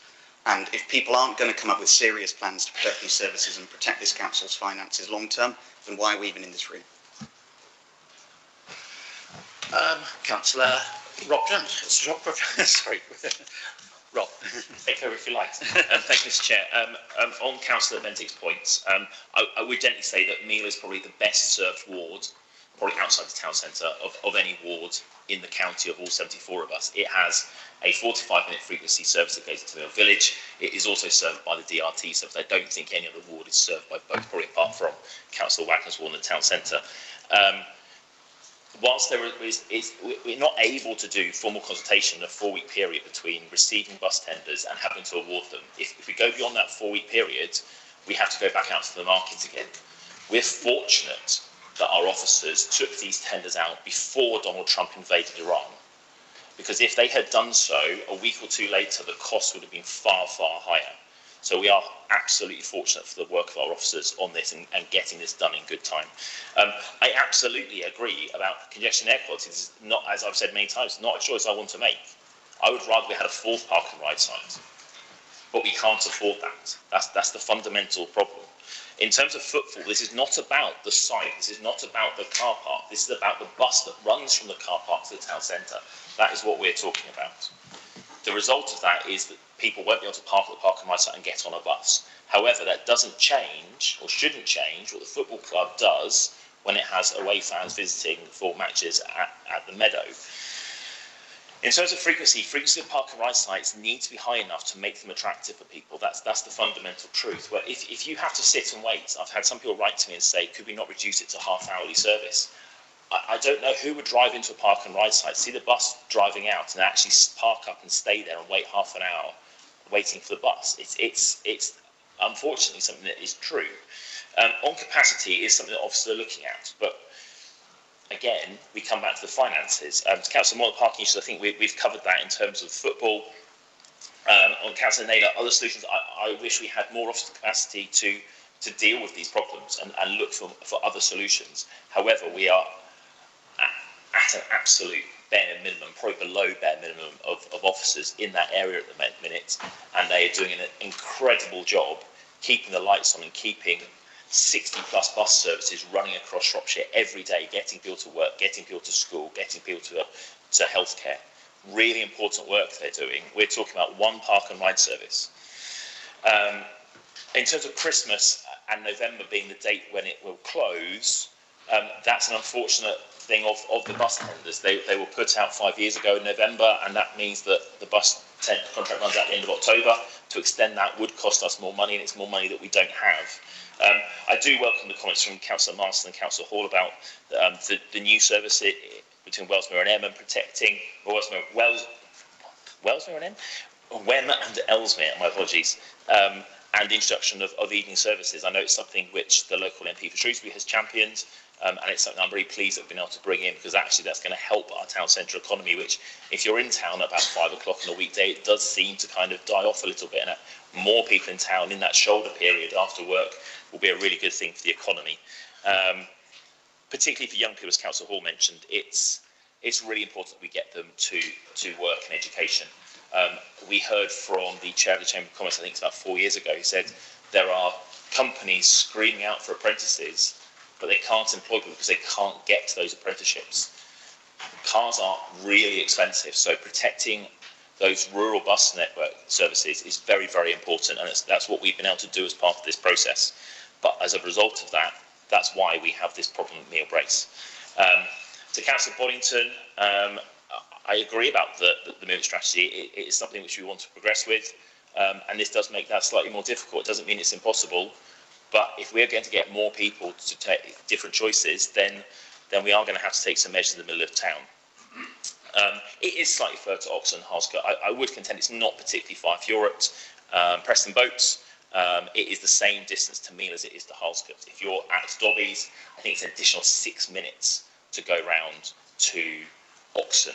I think in those communities which don't have a bus service, and we've probably got plenty of those listening to our meeting, they're waiting decades. People between Wem and Ellesmere have been waiting decades for a bus to turn up. So I think 6 minutes is acceptable. Councillor Dartnell, passenger numbers are low. The thing that's clear is that government funding has fallen. That is the absolute thing that is clear. And if we had made any other decision on these services, we would have a petition from them. So my proposal is I will write to the petitioner, set out our position. I'm very happy to meet with people, but in addition, I will write to the new Prime Minister next week and the Secretary of State for Transport when he or she is appointed to explain the decisions we've had to make in Shropshire as a result of the decisions taken down in Westminster. Thank you. Right, thank you very much. How are people with the temperature? Would you like a short break? Or are you happy? You're happy? Keep going. Okay, it's warm up here. I wish you hadn't said that. Hint. Okay, I have in accordance with Procedure Rule 15, I have 6 questions received from councillors. Question from Councillor Pfeiffer. Thank you, Mr. Chairman. I have one question to portfolio holder about our favourite topic, which is potholes, and I hope that he'll mind if I read that question as it was sent. So, residents across the county continue to feel the impact of the long-standing infrastructure backlog, particularly in areas where roads have deteriorated beyond the point where temporary repairs are effective. One such example is in my ward, in Clive Road, as both a ward member and resident, I have raised concern about the worsening condition of the road's surface for many years. Unfortunately, repeated patching has failed to resolve the issue, and the growing number of potholes is now becoming a significant safety concern for motorists, cyclists and pedestrians alike. I appreciate that the department is having to balance a large number of competing priorities across the country. With this in mind, could the portfolio holder provide an update of any current or plans for Clive Road, please? Thank you. Councillor Lassman. Thank you, Councillor Pfeiffer, for your question. Over last winter, the number of outstanding potholes here in Shropshire more than trebled because of some exceptionally challenging weather. In addition, like many rural councils with large rural networks, we are dealing with a legacy of underinvestment, and asset deterioration rates have outpaced investment for many years. However, in Shropshire, the new administration is reversing years of underinvestment by giving highways the priority it deserves, one demanded by residents. We are investing more in our highways, with over 160 schemes of surface dressing and resurfacing this year. A new pothole repair team was created when we took over in May last year, and we set up three more teams to tackle the dramatic increase in potholes created by the cold and wet winter weather. In addition, the Department of Transport has committed extra funding over the coming years, which will reverse years of decline in our highways network. The Council manages investment in roads using a data-led process which draws together intelligence on network condition, customer inquiries and reactive defects recorded on the link on the carriageway. The intelligence is analysed to determine a priority programme of maintenance, which is validated by area highway teams. With regards to Clive Road, this does not currently form part of the prioritised list of sites for capital investment. However, I will ask that local highways technician re-inspect Clive Road and commission works to ensure that the road is safe for vehicles. Do you have a supplementary? No, thank you. Question from Councillor Boddington. Thank you, Chair. At least 8 litter bins in Ludlow have been removed in the last few months, including in St Lawrence's Churchyard, Hucklemarsh Road and on a footpath to Stanton Road. Why? Councillor Vasma. Thank you, Councillor Boynton, for your question. Shropshire Council has not made this decision to remove litter bins from Ludlow as a cost-saving measure, nor has there been any reduction in service levels relating to litter bin provision. Following concerns raised by local residents and Ludlow Town Council, the Council carried out investigations which identified a number of litter bins that were not recorded within its asset management and route mapping systems. In some cases, these bins have been emptied historically, but were not included within the current network of locations used by operational crews. Where bins were found to be missing from council records, further checks were required to confirm their status and ownership before they could be added to schedule emptying routes. As part of this process, the council has also been monitoring these locations to better understand how frequently the bins are used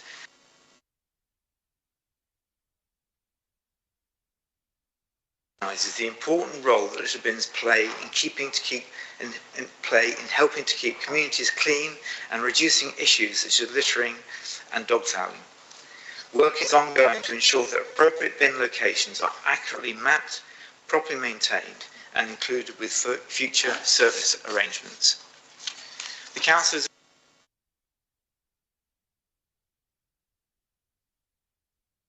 Lawrence's Churchyard, and officers will continue to work closely with Ludlow Town Council to fully investigate these locations and identify a suitable solution to address the issue of the missing bins.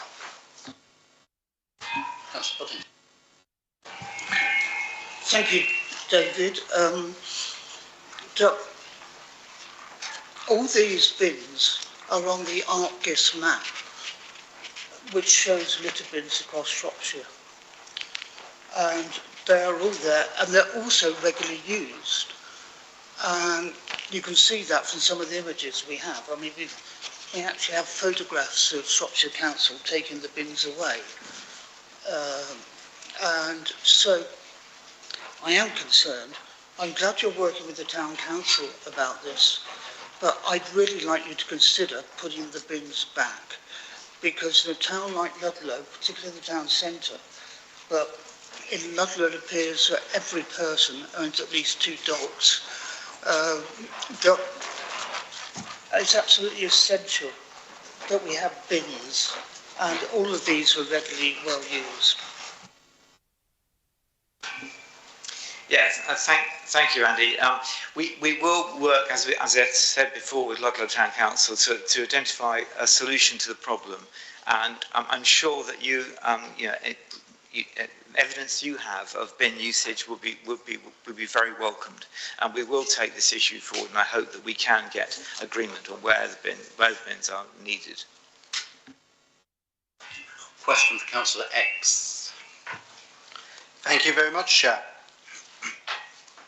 Can the portfolio holder provide an update on the rollout and operational status of AMPR cameras across its council area, including any outcomes achieved to date and the anticipated next steps for the programme? Councillor Fatima. Thank you, Councillor Members, for your question. Moving traffic offences in Shropshire is an early stage of delivery. The Executive Manager for Strategic Transport has commissioned a study that looks at the most appropriate sites, Phase 1 being Shrewsbury Town Centre. The Council first needs to be satisfied that the appropriate powers under the Traffic Management Act Part 6 have been applied for and acquired. This is currently ongoing. There is also a crossover piece of work from the School Streets programme where any decommissioned cameras are utilised on the moving traffic offence workstream. Conversations with camera suppliers and procurement have also started. If everything aligns, the phase of the programme should be delivered in the 26-27 financial year. A report will be brought to Cabinet when the programme is in a more sufficient state of progression. Councillor X. Councillor Dawn Husman. Thank you, Chair. It has been brought to my attention that it is normally the case with contracts with the big consulting houses, such as PwC, that certain provisions tend to be built into the contract to protect the consulting body should the contract be cancelled. Apparently, these are referred to as tails in contracts or earn-out clauses, but may be known by other terms, and could be something like the ex-client has to pay the consultant, say, 5% of any future savings arising from the consultant's work or intellectual property.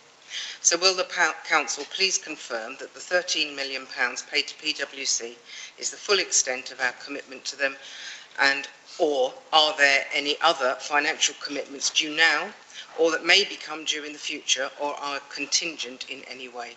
Thank you. Councillor Evans. Thank you, Chairman, and thank you, Councillor Hasman, for your question. My answer is quite short. The £13 million you referred to is the full extent of our commitment to PwC. Thank you for the clarification. Councillor Mallon. Good morning, Council. It has come to my attention that extraordinary extensions to consultation periods are being made available by the Planning Department, sometimes with multiple extensions being granted to stretch the process out well beyond a year. This is an inordinate amount of time. The government planning guarantee policy is, quote, that no application should spend more than a year with decision makers, including any appeal. In practice, this means that major planning applications should be decided in no more than 26 weeks and non-major applications within 16 weeks, unquote. It is implausible that individuals or small developers would have such extraordinary latitude. No one should be permitted to game the system, tying up our already overstretched planning resources and extending uncertainty for residents. Will the Council take decisive action to end this ongoing mockery of the planning system and furthermore provide clear and robust policy for members, officers and the public on how far deadlines can legitimately and reasonably be extended, and well-defined parameters for extensions, including the maximum number of extensions and a maximum duration, in order to prevent further subversion of our processes? Thank you. Councillor Walker. Thank you, Chair. Thank you, Councillor Mallon. The Council's draft local plan was officially withdrawn from examination in July last year, after its withdrawal was initially signalled the previous March.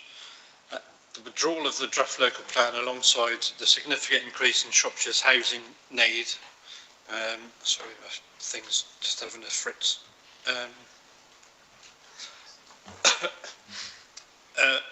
The withdrawal of the draft local plan alongside the increase in Shropshire's housing need driven by the government mandatory housing target defined by the standard methodology has meant that the Council cannot currently demonstrate a 5-year housing land supply of deliverable housing sites.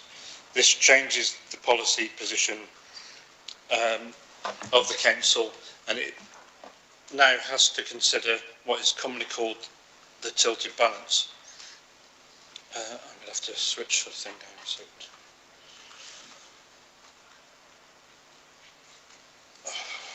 Sorry, Brent.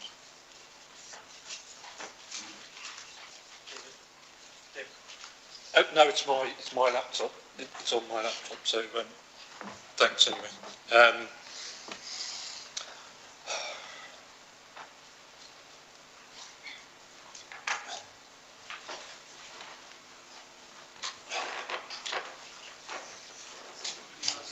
Sorry. No. It's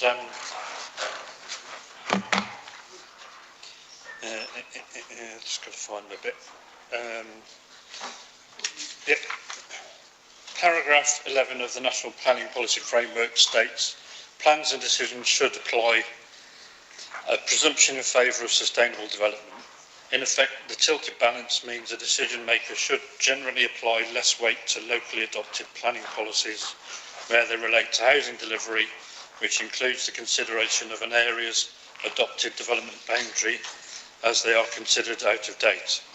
This has led to a significant increase in applications submitted as more applicants are submitting speculative planning applications which have had a very little, if any, pre-application advice.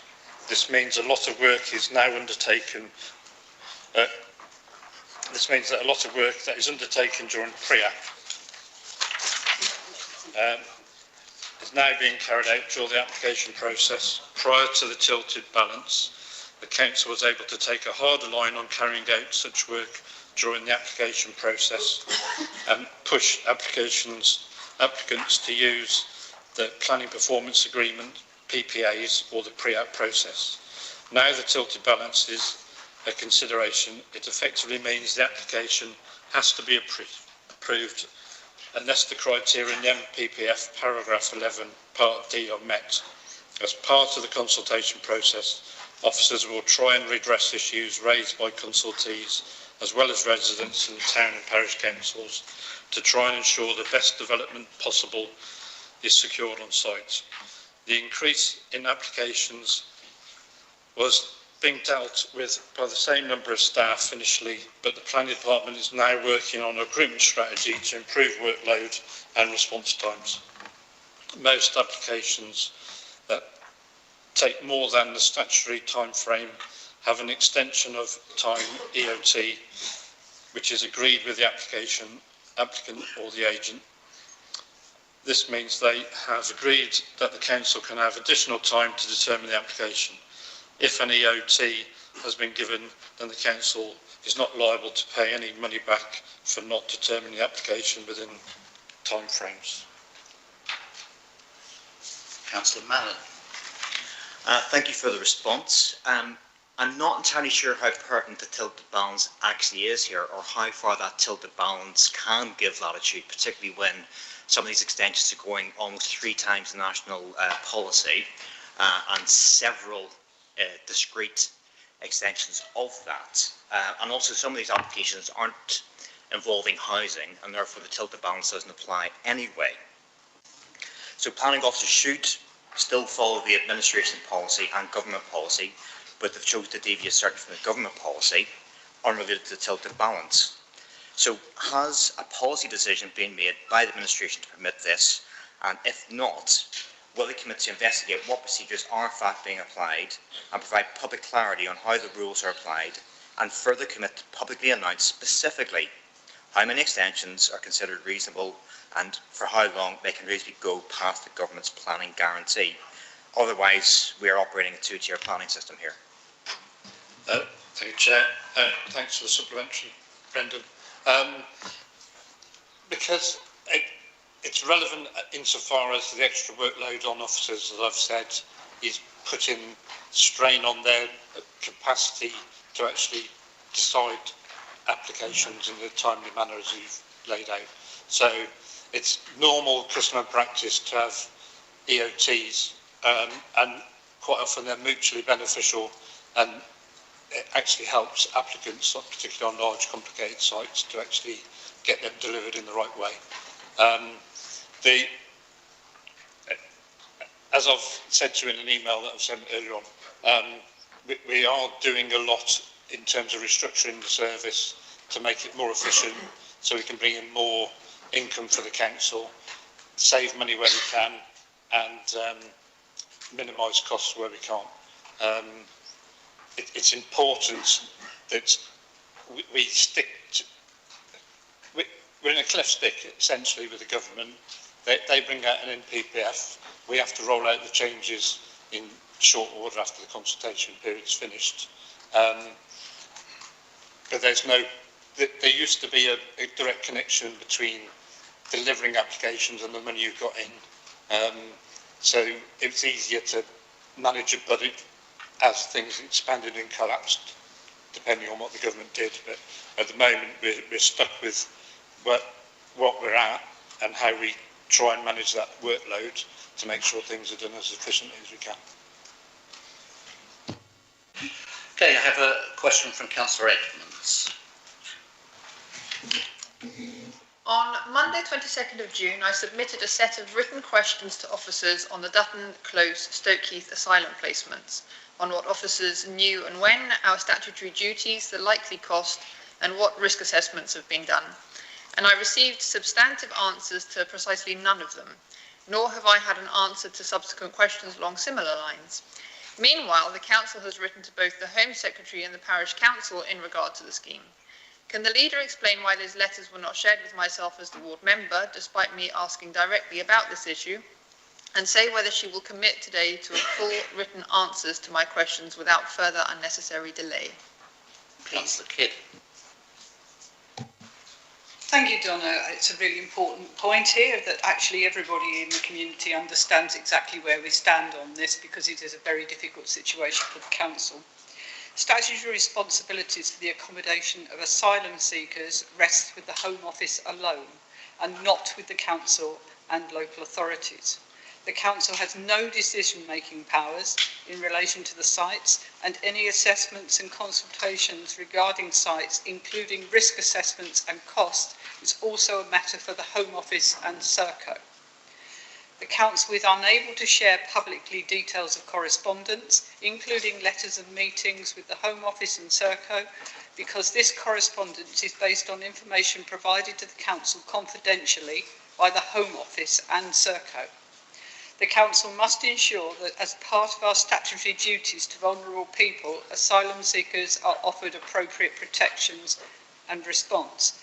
Risk assessments and costs in relation to these are confidential due to the sensitive information they contain regarding individuals, and because they are based on information that has been shared in confidence with the council by the Home Office and Serco, and is often subject to change. The council would like to assure the local member that all residents that we have been resolute in our objections to the inappropriate use of Dutton Close. The council also understands the frustration caused to residents when we are unable to share information given to us in confidence.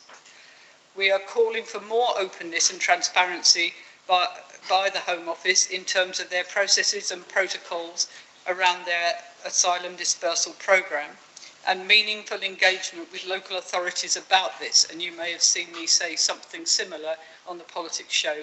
We actually need to work with the government on this, the Home Office in particular, rather than being done to.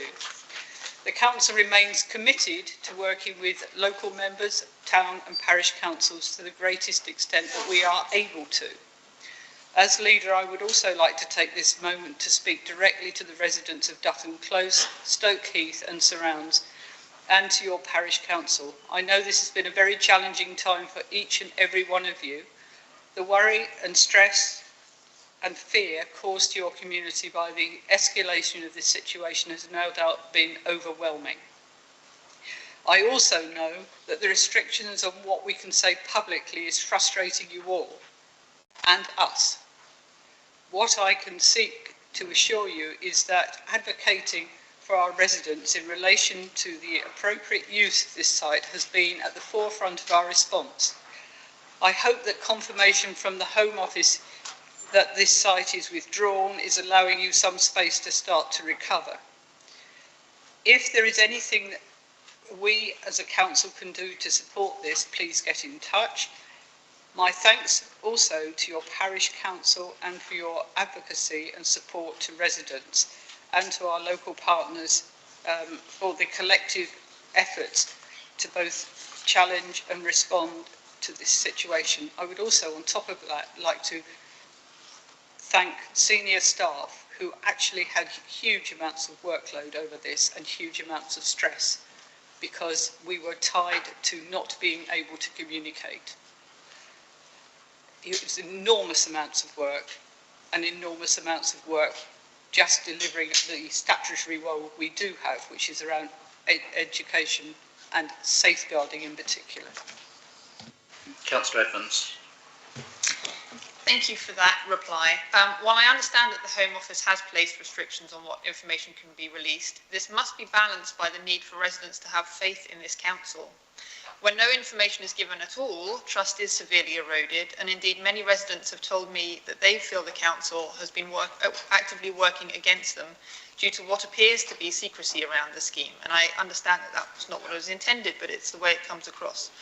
Will the officers please look again at the very reasonable questions asked by both myself and the parish council and release all the information relating to Dutton Close that doesn't contravene confidentiality restrictions, because there will be some. Thank you for the supplementary, Donna.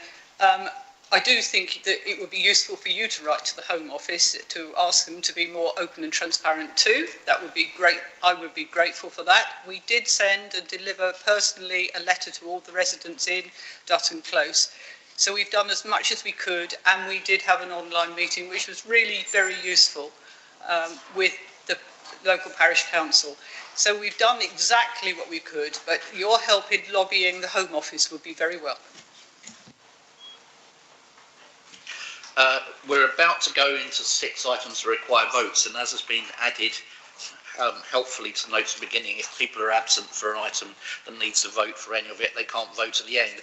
And I've had a request from the room for a 10-minute comfort break at this point. I'll then take a bit of review as we get to 12:30 as to whether just to barrel on there and try and get to the end of the meeting, if that makes sense. Yeah?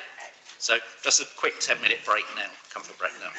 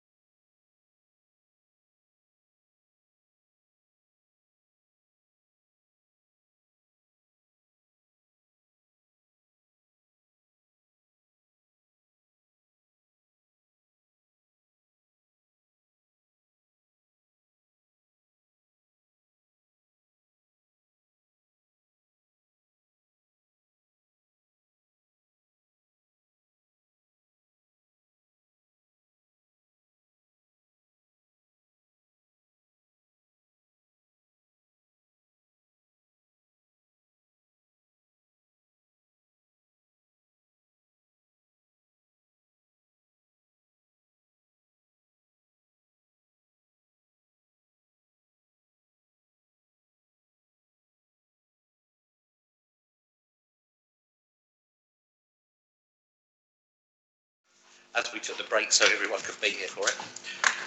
Right, item 7, financial outturn. I invite Councillor Evans, portfolio holder for finance, to present the report and move the report and recommendation be received and agreed. And do I have a seconder? Yes, Councillor David Millery, I formally second and reserve my right. Councillor Evans. Thank you, Chairman. I ask Council to please note that this is for the last financial year, the 2025-26 year, and covers the time when, in the opinion of many, a ridiculous, unattainable budget had been set by the previous administration.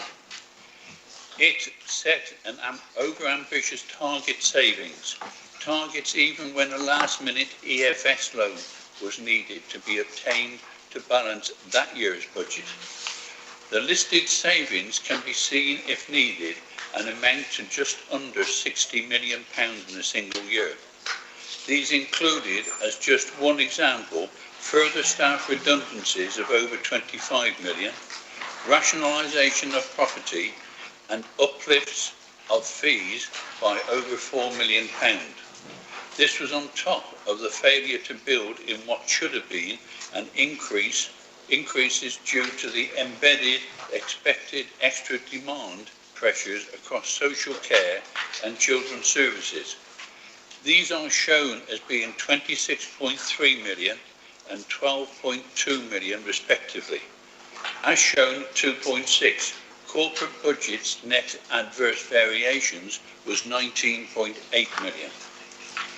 The final adverse variation to the budget that was proposed by the last administration in February 25 was 49.428 million and is shown in Table 1. This followed many years of using virtually all the available reserves, and after first proposing the car parks were used as a guarantee for a £1 million loan, and then, as I say, at the last minute, asking for and getting government permission to take out an EFS loan of over £20 million. That was the previous year to this one. As a new administration, and finally learning the true state of the finances, we asked the LGA for assistance, and they agreed to carry out a corporate peer review in late June 2025. As a result, and in efforts to prevent a 114 notice being issued, we declared a financial emergency and various boards were set up. These are listed in the September Cabinet minutes. Also identified has been, after previous redundancy programme, the low level of staff employed in some departments. Active recruitment at many different levels are now in progress. As the year progressed, the monthly period results showed a continuous deteriorating position as a result of this ridiculous budget that had been set. To improve accuracy and help identify ways of saving revenue costs, the way returns were produced was changed and actual figures started to be used. My thanks to staff who were involved and enabled the needed changes to be made. The differences were shown in the last quarter's figures and the very small change between what was shown then and the final year outturn results. The difference between the predictions made at the end of period 11 and those final figures showed just a £54,000 change. Due to the predictions being made during the summer, it was decided that government help was needed and an EFS application was submitted for 71.4 million. This to repay the money wasted in preparing to build the North West Relief Road, which the DFT confirmed that they were and never had promised to meet any of the extra cost of building. And I'm running short of time, Chairman, so I'll move towards the finish. During the year, a review of all capital projects was carried out and can be seen in recent documents. An increased emphasis on asset sales continues.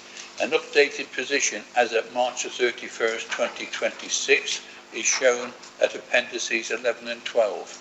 The report contains recommendations at 3.2 and has previously been considered at the Audit and Governance Committee on July the 15th. I move the appropriate recommendations. Thank you. I would ask, even though the portfolio holder didn't, for people to stick to the fact this is the outturn report for 25-26 and not the current situation going forwards. Okay, we've got a lot. Let's start. Kate, I think, was the first one I saw. Thank you, and I think we have to accept we are in a very perilous and difficult financial situation, and the report was for the previous year. However, I struggle a bit with simply blaming it on the previous budget. What the external auditors said in November, several months into the new administration's time, was that there were ongoing concerns, and it's not all just about the budget setting, it's about the culture of the organisation, it's actually at times about officers, and I do accept that there has been a lot of change that this new administration has brought about. However, I am concerned that we perhaps are continuing to have optimism bias, which is something that the external auditors pointed out in terms of perhaps pointing fingers at past, not looking at currently what we can do. And I will reference the fact that yesterday at the audit committee we had a statement coming from the chief exec and the leader saying that they felt that the past year the government's arrangements were reasonable, when for 7 years the internal audit team has said that they have been limited. And I just feel that there's finger pointing at everybody else, but not necessarily looking at what has been happening. The external auditors made it very clear that this was continuing into the new administration, that the concerns that were being raised. And I don't think that we can simply point at everybody else. I think we need to look at what we're doing. Councillor Waits.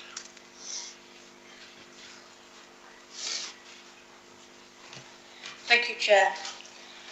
The report describes adult social care pressures as embedded demand pressures rather than new pressures, as it's an outrun. How many years have these pressures been evident in budget monitoring reports?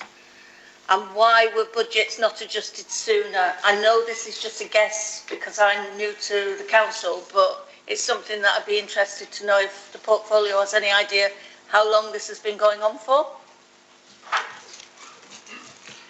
Councillor Rowley.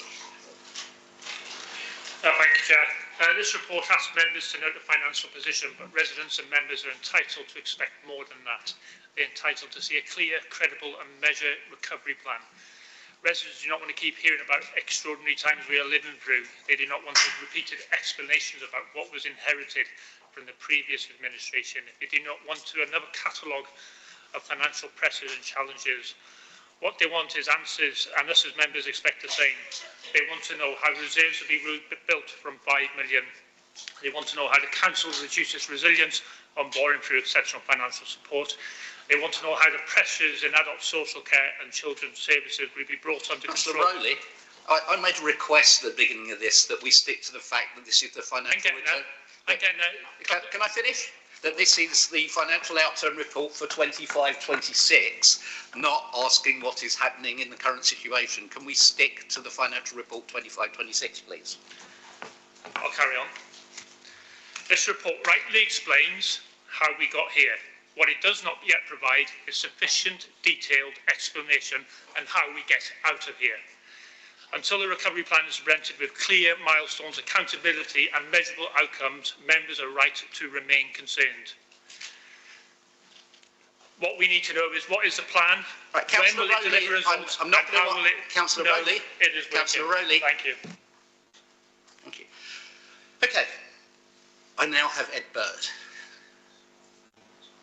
Thank you, Chair. I will avoid answering future related questions. So regarding item 7 then, so the financial outturn for 25-26 is a sobering reality check for this administration, and we're looking at a 49.4 million gap, which is actually an increase on the year previously, 24-25. So that's an adverse variation against the general fund, which is a symptom of the structural deficit. And yeah, that deficit, that structural deficit, has been there for more than 1 year. But the concern is that it's now becoming entrenched. I would like to point out that the current administration control the budget now, and I suggest that those responsible, that simply blaming previous administrations is not a good long-term strategy. And I've noted now indeed that the government has issued Shropshire Council with a formal notice calling for action to address these concerns regarding the council's capacity to comply with its best value duty. Thank you. Thank you. I've had no further hands, so if you could reply, Councillor Evans, sticking to 25-20. Oh, was there? Oh, sorry, second. Councillor Miller. Yes, I will speak, but not at great length. I'm certainly not going to stray away from the 25-26 outturn. I really just wanted to reinforce the message, and I think if members would care to scroll down until they get to Appendix 2, then that shows very, very clearly the extent of the smoke and mirrors contained in that 25-26 budget. And you will see that and Councillor Evans has referred to the total, almost £60 million worth of savings that were included in that, which we were told at the time by those responsible. I'm not going to start naming people, but those responsible for the preparation of that budget, that all these savings were achievable, that all the objections that we as the Liberal Democrats were making were scorned, mocked, laughed at in this very chamber. 27th of February, I think, 2025. One of the worst examples that I've ever sat through of irresponsible behaviour by the then administration. They didn't take anything seriously, anything that Councillor Evans and others suggested by way of improvement or amendment or alternatives.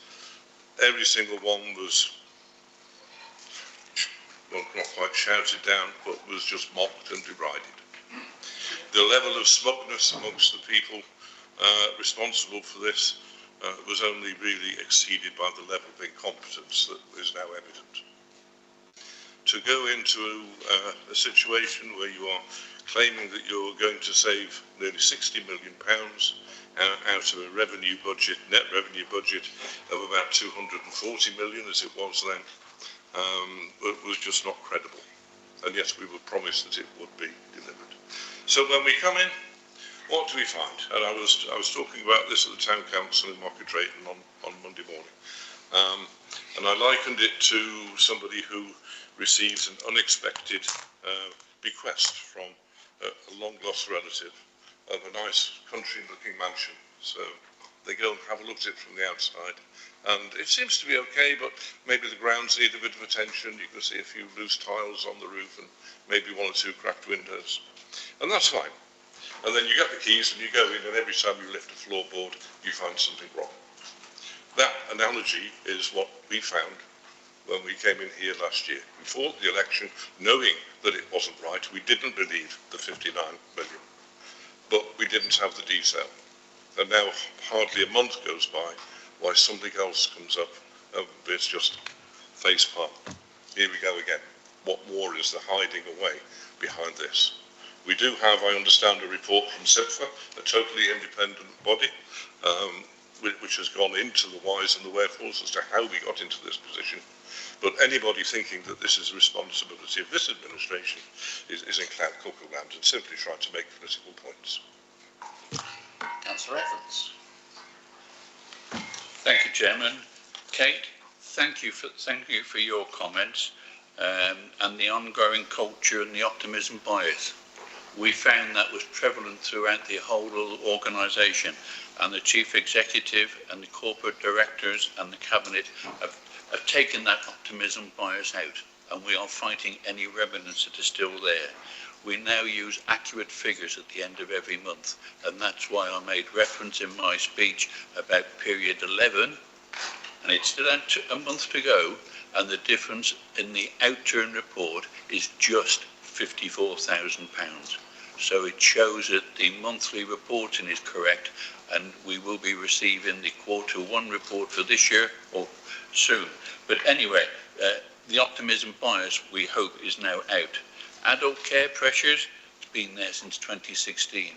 I was just shown a graph showing it has never been met. It's never been anticipated by any administration since 2016. It's always been overspent, not been able to meet its budgets because of the increased need that our residents want.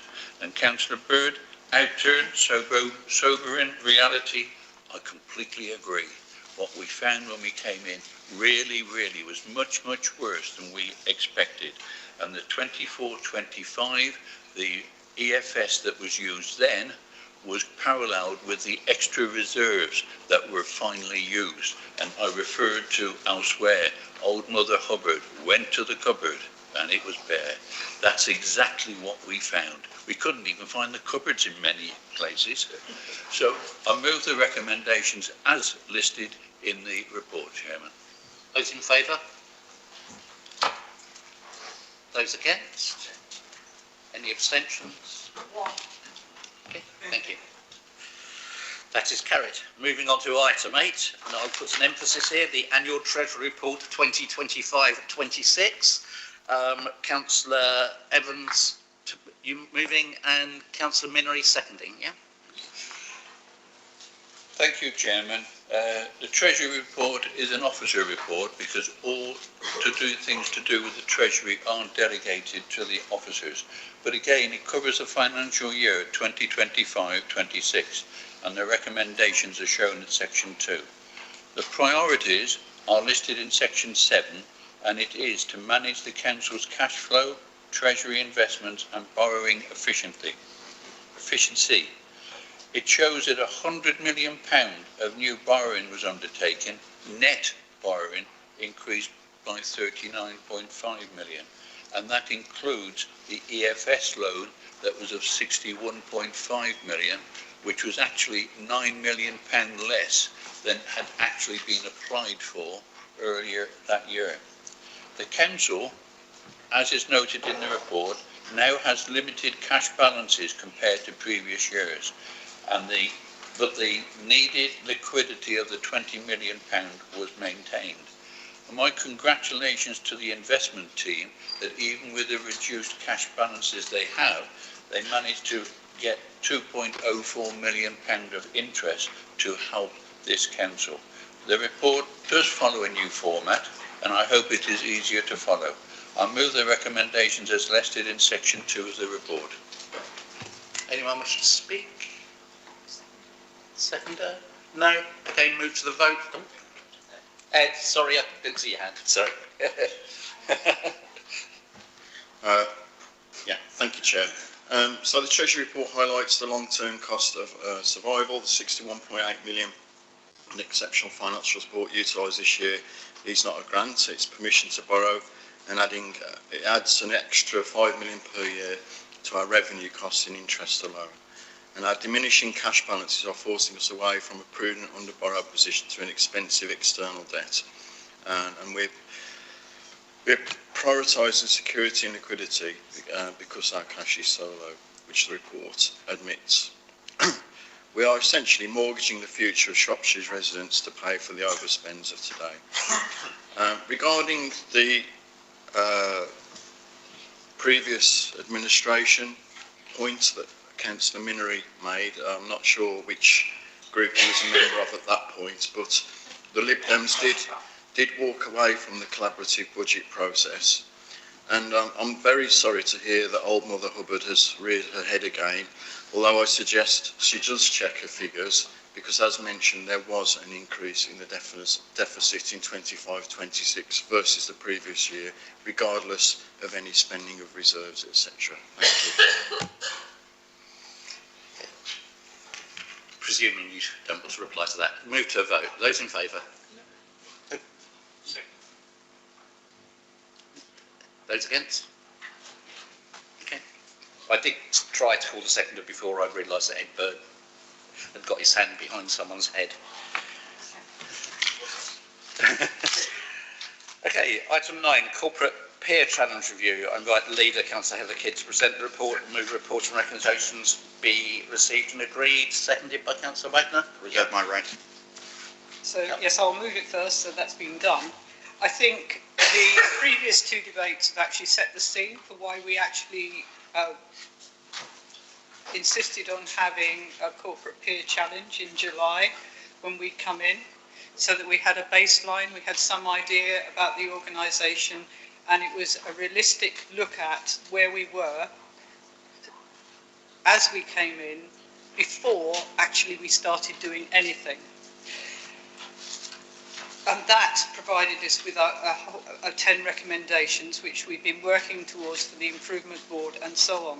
So this report presents the findings of the Local Government Association's Corporate Peer Challenge Progress Review. So they've come back in on the 12th of May 2026. And as members will recall, the original Corporate Peer Challenge was undertaken in the July. Resulted in 10 recommendations, which I've just referred to. The progress review is a standard part of the LGA process, which provides independent assessment of progress made since then. So it's a really important marker of where we've come from and where we're going to. I'm pleased to report that the peer team recognised significant progress across a number of areas. Their feedback highlights renewed energy, pace, and commitment from both political and officer leadership, strong financial management and governance arrangements, and positive improvements in organisational culture, engagement, and visibility of leadership.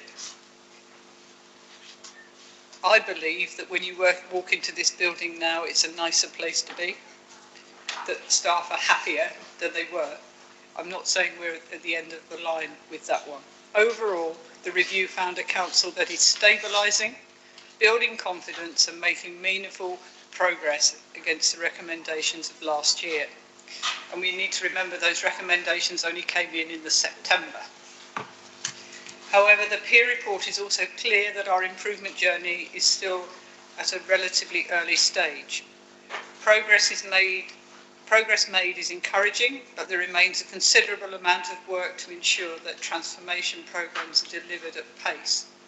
That financial sustainability is secured over the longer term, and that organisational capacity continues to develop to support lasting change. The issuing of a best value notice yesterday by the Ministry of Housing, Communities and Local Government is a reminder to us about the severity of the position the Council is in and the need to continue with our progress. In fact, the notice is clear that we must continue delivering our plans for improvement and financial sustainability. It's important to note that issues and challenges that have prompted the notice are not new. They are things that we are already aware of and are already documented, including issues raised by the original CPC in July 2025 and the external audit annual letter from November. This progress review report therefore provides both reassurance that we are moving in the right direction and evidence that we are already addressing the concerns that have prompted MHCLG to issue a notice. We were one of 3 councils this time to have a notice, and that is around borrowing of the exceptional financial support. So we must continue to do that, and we need to continue to do that with some pace. So the council is actually asked to note the report of the LGA Corporate Peer Challenge Progress Review undertaken on the 12th of May 2026 and note that the CPC recommendations, along with subsequent feedback from the Progress Review, will continue to inform the Council's plans for improvement and financial sustainability. You will have heard Duncan on many occasions tell you all that this coming year is about financial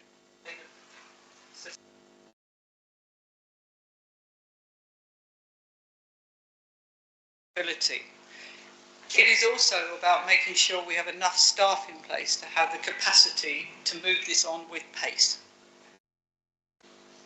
We cannot do these things at pace when we've got large numbers of departments with people missing, people who, posts that were either frozen or people who took, as we heard earlier, voluntary redundancy in areas where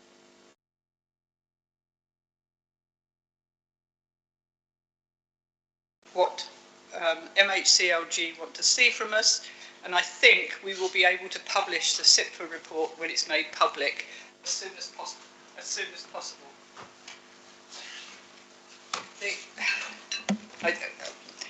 Investment in microphones and Wi-Fi would be great.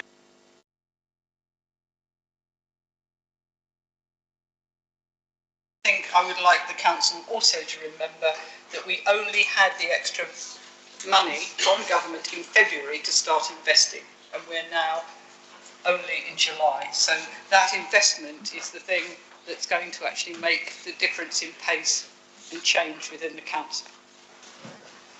Okay, any more wishes to speak? Duncan Kerr. Yeah, there's a lot to be positive about in the report, and I think the report is well placed to recognise that.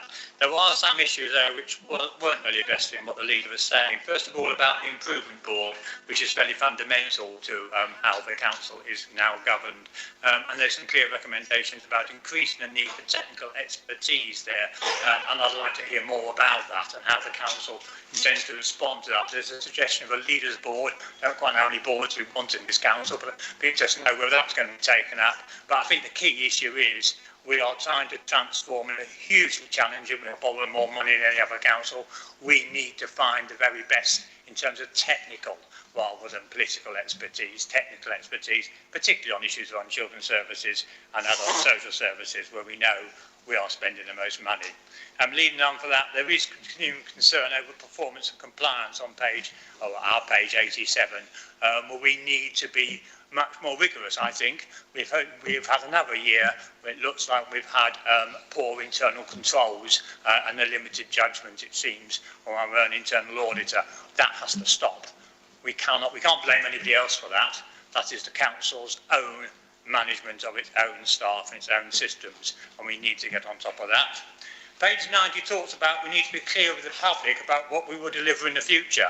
We will talk about the council's going to have to make some tough choices and things will have to go. Well, I think it's now a year into the new administration. We now just need to start telling the public what that will look like in 2 years' time, what will go, what is the new shape of the new council. Because at the moment, people, because they've heard nothing else, reasonably expect the council to continue to do everything the council did in the past, because there's been no other narrative actually given out. And I do think we need now to be addressing that and be much clearer about that. And then finally, and it's boring to some people, but project management on page 93 is identified as a significant issue for the council, and there isn't much point us trying to do anything if we can't manage projects adequately. We've got lots of examples of failures in the past. I don't want to look at the past. I want to look about what we're doing to get better project management going forward. Councillor Dean. Thank you very much. I want to celebrate part of this report, actually. I think 3.5 on heading is consider how to urgently reinvigorate your cultural connections and relationships across the workplace, and the concluding sentence reads, there are strong indications that Shropshire Council's approach to cultural renewal is gaining traction, etc. So that feels like there's real progress being made there. I think that perhaps this is as much a comment to members as anything else. How can we bring value to that? It feels to me like just as financial viability is an overarching theme and capacity is, so is cultural renewal. And whilst not, suggesting that we dig into the weeds in a way that is frankly intrusive of staff relationships. Nevertheless, I think perhaps in scrutiny we should bear that one in mind. We should ask officers to answer in appropriate ways about how they think the culture is shifting, if they think the culture is shifting. And I hope that there'll be encouragement to officers to be open with their answers about those sorts of questions, because it does, you know, culture trumps everything, people say. And so I think if we're getting this right, it's hugely valuable. But I think we as members can perhaps encourage and just dig into that a little bit without overstepping appropriate boundaries. Okay, Dan Thomas. Thank you, Chair. I welcome this Corporate Peer Challenge Progress Review report. As we look at these findings from May of this year, it's important to put them into context. When the original Peer Challenge took place in July 2025, it was the back of a redundancy scheme after the previous administration took difficult decisions to steady the ship. We must give credit where credit's due, and I want to point and praise our hard-working officers who have driven this positive trajectory. This report refers positively to the cross-party working budget forums, scrutiny engagement, stronger governance systems, increased leadership visibility, and a commitment to improvement. These aren't partisan achievements, they're council achievements built over time by members and officers from across the chamber. As acknowledged by Councillor Kidd, we should not mistake this for a completed journey.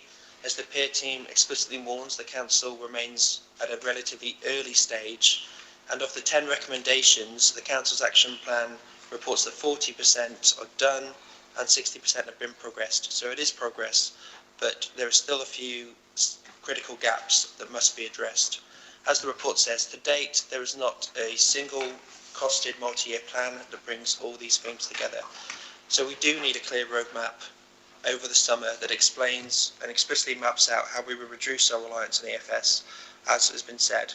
And we must guard heavily against optimism bias and ensure that project management capability and strategic financial support are embedded across all surface areas. As this report notes, there's still some consistency that's lacking.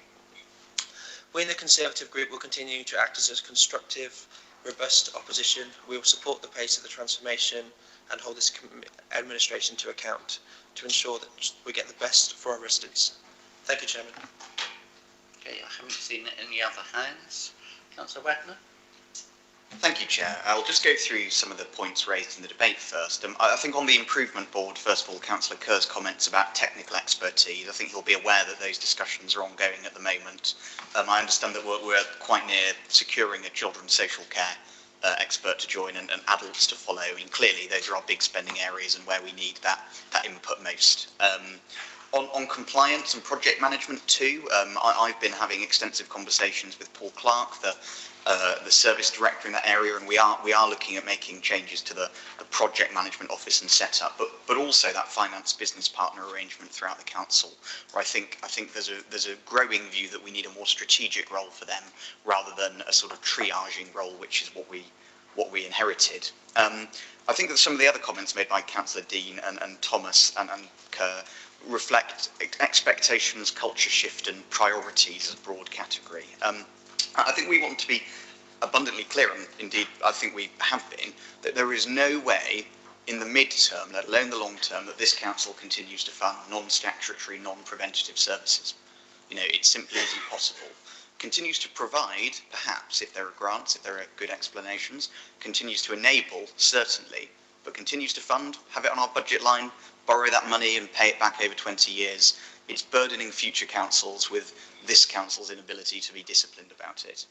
I also think that there are fair points made about staff morale. You know, we're not at the end of this road yet, but I think that openness and transparency is an attitude and a spirit that we want to get across to staff. And I know that some of those really small-scale changes, like the cafe being open and having more people back in this building regularly, and expectation of teams working together is making the feel quite different. The first time we had senior leadership forum under the interim chief executive, I think it would be fair to say that the atmosphere was not of one Shropshire, one council. I think it is now, actually. We go there and people know each other and I think have a shared commitment to some changes. But as I second this report, I think it's important that we reflect on why we're here and the fact that we did commission this in the first place. Last May, Shropshire Council was facing a financial emergency with exceptional pressures on its services and finances and clear needs to strengthen governance, leadership and corporate grip. There were unresolved issues everywhere, from unrealistic budget projections to half-delivered infrastructure projects. More than that, though, this meant that I don't think we as a council corporately back then, and I remember meetings with the former chief executive in May 2025 well, could fully have understood the scale of the financial challenge before us. The organisation then knew it was bad, but not how bad or where, or in some cases, why. Dysfunction, I'm sad to say, that was worse than we feared in opposition. So that is why one of the first decisions of the new administration was to invite the Local Government Association to carry out this independent corporate peer challenge. It was the right thing to do. It gave us an honest external assessment and a clear framework for improvement. Those who remember that report will know that it was clear in its recommendations. The original review made 10 of those, covering leadership, governance, financial management, transformation, organisational culture and relationships. The progress review we have before us today considers how far we've come. The peer team's conclusion is encouraging. It says Shropshire Council has made significant progress, whilst also making clear that we remain at an early stage of a sustained and challenging journey. Both parts of that conclusion matter. Recognising that stronger financial management, clear governance, more visible political and officer leadership, and alignment between our improvement plan, corporate plan, people plan and financial plan is important. The fact that budget monitoring has completed on time 95% of occasions, up from 40, is important.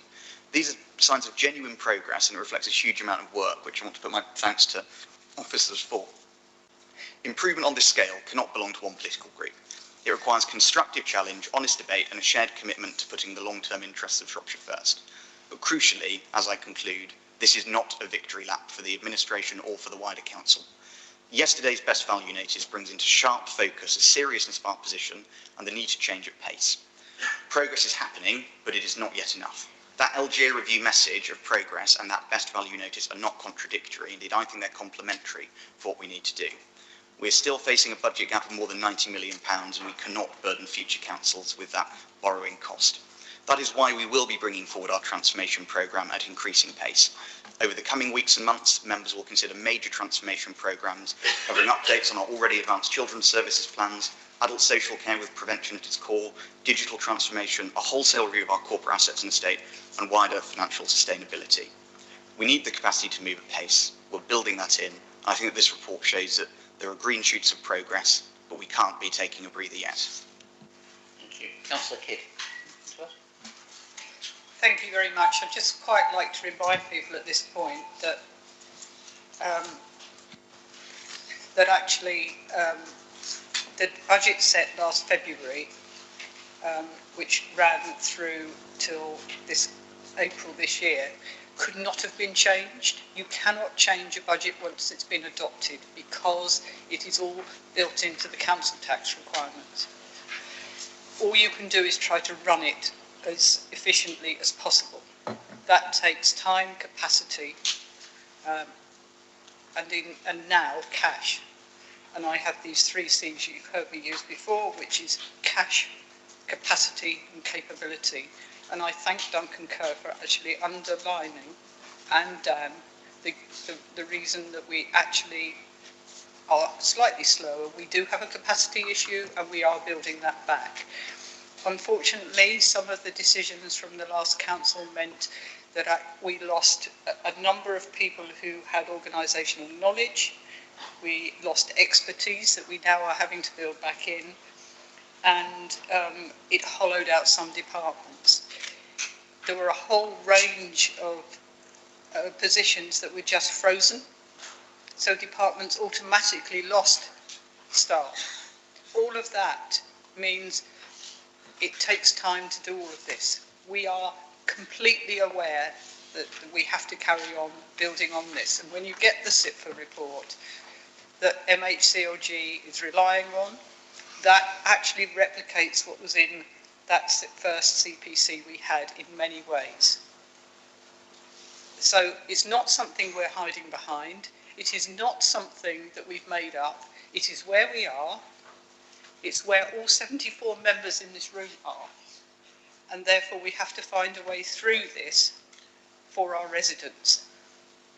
The governance issues are beginning to be picked up. Tanya's done a lot around governance, and yes, it's really important to make sure we're doing all these things absolutely properly. But what this latest review has done is shown us we're on the right path from September and then from February onwards. One, with recommendations, and two, actually with some cash to be able to do those things. And yes, we're having to borrow money to do that, because otherwise we can't function, we can't deliver the services that statutorily we have to deliver. Our council tax is low in comparison with other councils across rural councils. And we can provide people who are scowling at that with the graph to show that. We at a Band D run at about 1900, whereas Dorset run at 2,400, a rural council. It's not great, because council tax is an unfair tax. It's regressive. So we are where we are.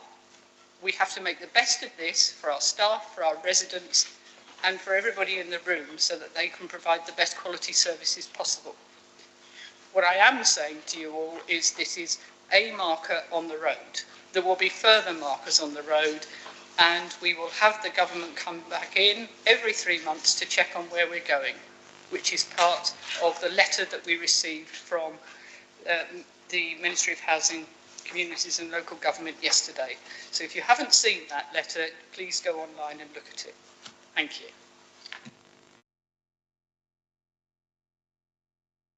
Just all those in favour of it's on we moving report and recommendations. It is just a note, is it? Okay. All those in favour? Yeah. Those against? Thank you. I am going to plough on. Audit and Governance Report, item 10. Audit and Governance Committee Annual Assurance Report 2025-26. Being moved by Councillor Richie Simmons, seconded by Kate Halliday. Yep, Councillor Richie Simmons. Excuse me, I don't believe I'm talking on this item because it's for the year before I was chair of the Audit Committee. Okay. I think you're moving it, aren't you?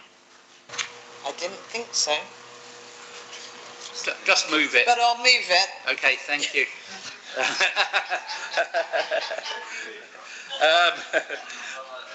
Anyone else wish to speak before? Do you want to speak now, Kate? I'm happy to speak now. So this is the annual report. I'd just like to thank Councillor Kerr for his chairmanship of the committee over the previous year, having come in, I think by his own admission, not necessarily knowing a huge amount about audit, possibly not having attended a meeting of audit before. And I think he's done a very good job over that year, which has been a very difficult year, which we have been focusing on regularly during this council meeting. The audit committee is there as an independent committee to keep check on governance, the processes that the council are taking part in order to make sure that we are doing the very best, including best value. So we're there also to look at best value.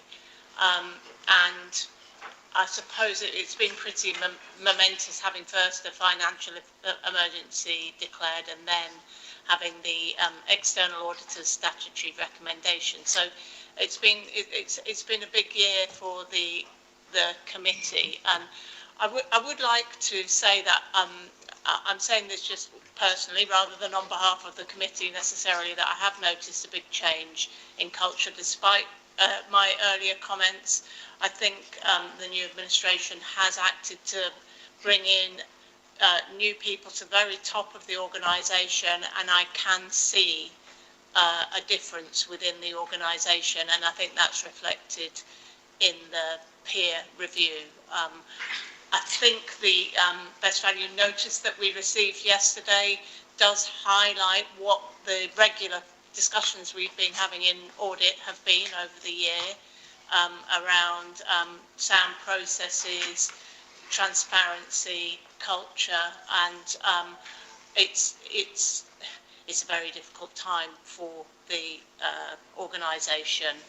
And I mean, I still feel that we do, I would like the administration to not simply point the finger at the past. They have been in for more than a year now.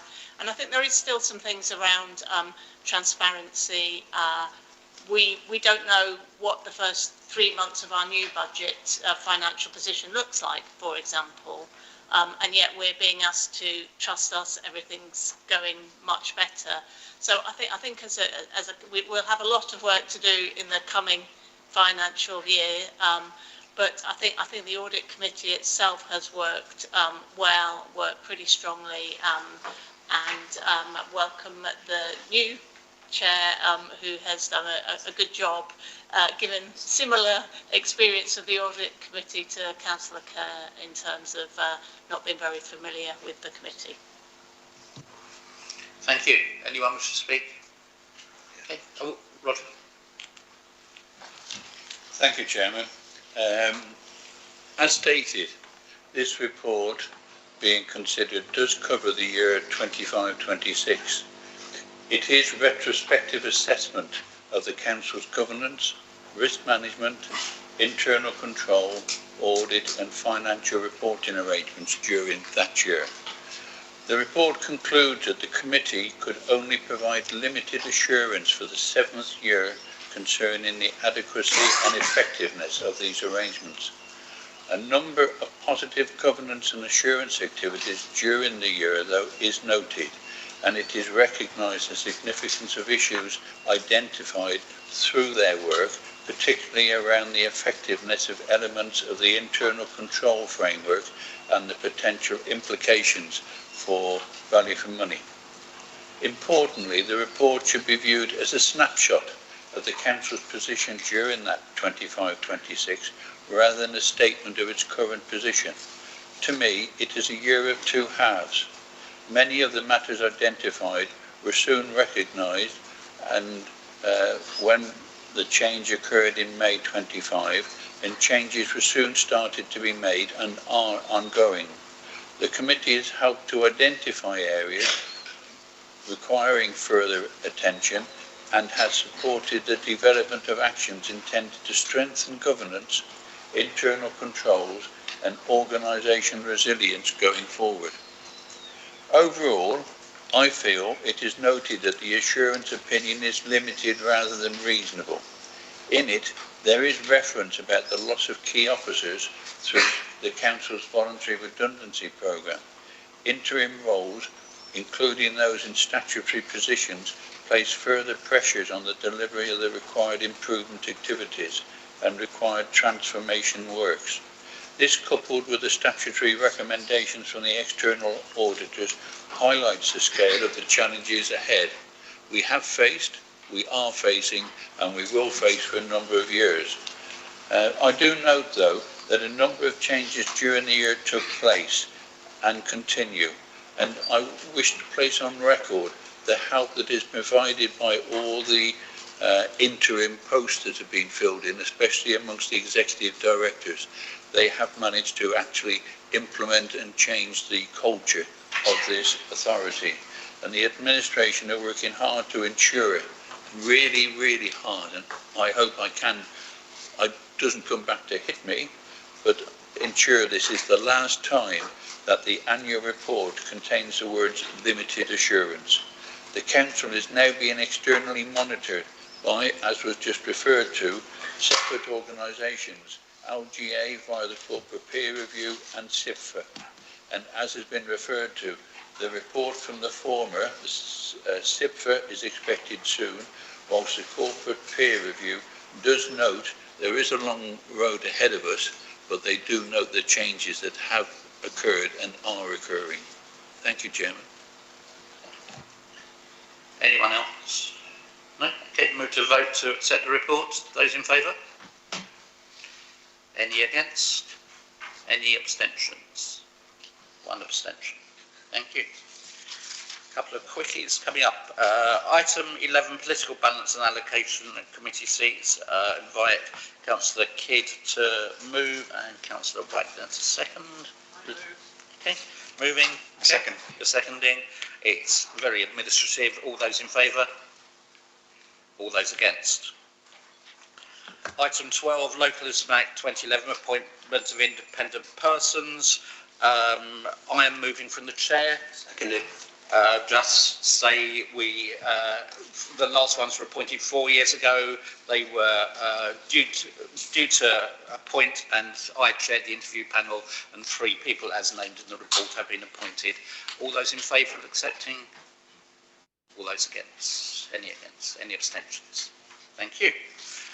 Item 13, notice of motion in accordance with Procedure Rule 16 from Councillor Holford and others. Who is seconding?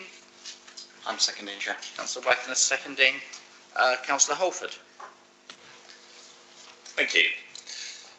This council celebrates the homecoming performance of William Shakespeare's As You Like It by the Shropshire Youth Theatre, which took place at Salton Hall on the 8th of May 2026. Recognises the deep historical and literary importance of this production, which returns the play to the specific North Shropshire landscape that influenced its creation. Observes that Salton Hall was the childhood home of Thomas Lodge, whose work Rosalind served as the primary source for the play, and was the estate of Sir Rowland Hill, the individual who inspired the character of Old Sir Rowland. Acknowledges the significant cultural heritage of the site, including the ancestral connections between the Hill family and Mary Arden, the mother of William Shakespeare. Applauds Salton Hall for its continued dedication to the arts, specifically its support of youth performance groups and its achievement in staging a substantial portion of the Shakespearean canon within the county. Supports the ongoing collaboration between charitable organisations and the private sector as a powerful method for driving civic renewal and economic vitality in rural areas, and resolves to promote and celebrate the unique international literary legacy of Shropshire, ensuring that the contributions of our local heritage continue to inspire future generations of residents and visitors. So as the chairman now invites us to debate and vote on this, is this motion to be or not to be? That is the question. I have Councillor Dean next. Thank you. So I'm moving an amendment. I hope that members have seen it, and apologies that it only came in during the meeting this morning. And I welcome this motion, but there is an elephant in the room, which is probably not a Shakespeare reference at all.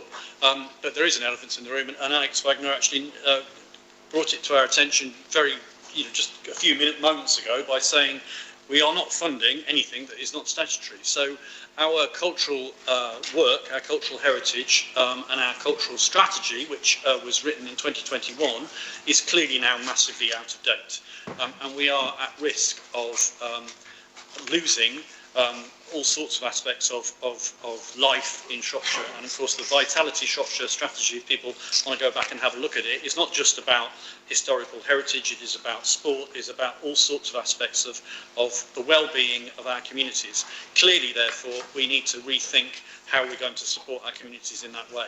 And whilst it would be completely inappropriate to try and make proposals about how we do that within this motion, I think this motion is a good point at which to acknowledge that and to ask for some work to be done to look at how we protect the culture and the activities of the well-being of Shropshire people culturally going forward. So that's the reason for the amendment. Thank you. Do you have a seconder? Thank you. Seconded by Councillor Craig Emery. Do the movers of the motion accept the amendment? Have you not got it in front of you? I can read it if you like. Do you want me to read it? Yeah. Requests the relevant portfolio holder to bring forward proposals for a refresh of the Council's Vibrant Shropshire cultural strategy in the light of changes to the Council's capacity to deliver since it was drafted in 2021, recognising and addressing the threat to cultural assets and opportunities that the financial situation presents. The movers of the motion have accepted it? Okay. I have, yeah. Okay, so the motion is now as amended. Who wishes to speak? I got, yep. Councillor Chatterley-Bennett. I find myself at a little bit of a quandary here. I strongly support this motion. I'm a great supporter of the arts, particularly the theatre, but it's the wording that worries me a little bit. When one has somebody has a birthday, for example, you celebrate the birthday by doing something, sending cards, fireworks, a party, you name it. If we're going to celebrate something, it's an invitation to do something. And this motion doesn't actually suggest that we do anything. I'd like to amend it, if I may, as a couple of simple amendments. One is to remove the word celebrate from Article 1, and in Article 7, to insert before the word promotes, within the financial constraints that the council faces. And the second insertion, after the word Shropshire, inserting, we request the chairman to write to the youth theatre conveying the council's appreciation of their efforts, or words to that effect. Thank you, Mr. Chairman. I'd like to propose that. Okay, before I ask if you get to the second, if you remove the word celebrates from the first sentence, it doesn't actually make sense. Well, in that case, celebrates as later described. We've got to do something here. I mean, otherwise it's empty rhetoric. You've got to actually, if you're going to celebrate something, you actually have to do something. And I'm suggesting here is that we ask the chairman to write to these people, the theatre and the youth theatre, to say how much we appreciate their efforts. Furthermore, I'm quite happy, Mr. Chairman, it's not my motion. I'm more than happy to defer to the proposer if he wishes to add something along those lines. Thank you. Okay, have you got a seconder? Come on, pull the strings quicker. Second? Yeah, okay. So now debating that amendment, and the proposal of the motion accepting the amendment. I don't think we need to change any of the words as written, because it implies that we will do what we can, but it gives us the flexibility to take into account our resources already. But I do support the idea that perhaps you could write to the youth theatre and thank them for their efforts. Okay, yeah. Anyone else? Yeah.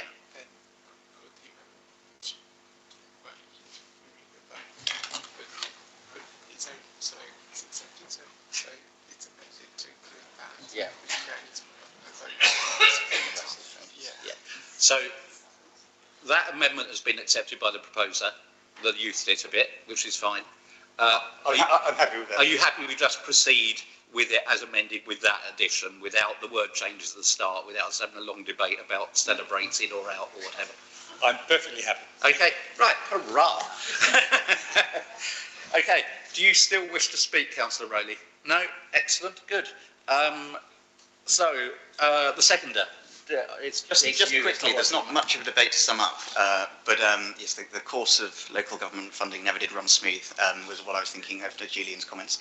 But I would say I'm very happy as sort of portfolio holder, including culture, with this motion, and thanks to the member for Wen for bringing it. Salton Hall is an amazing place if you've never been. The Long Barrier in particular, which catches the light, is a pretty special day out, and as in the motion, those deep historic links and that Shakespearean link is something we need to take advantage of.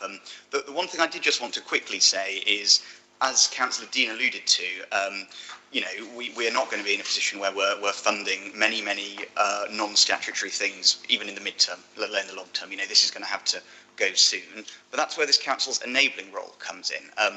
There are many parts of our cultural offer which are not funded directly by us. For example, the museum has been supported by central grants for many years, and has access to those in a way that we probably centrally wouldn't be able to. Similarly, there's elements of our cultural service where it funds us rather than the other way around. The theatre turned a profit of £800,000 last year. That's fabulous for Shrewsbury's local economy and culture, but also fabulous for this council's budget.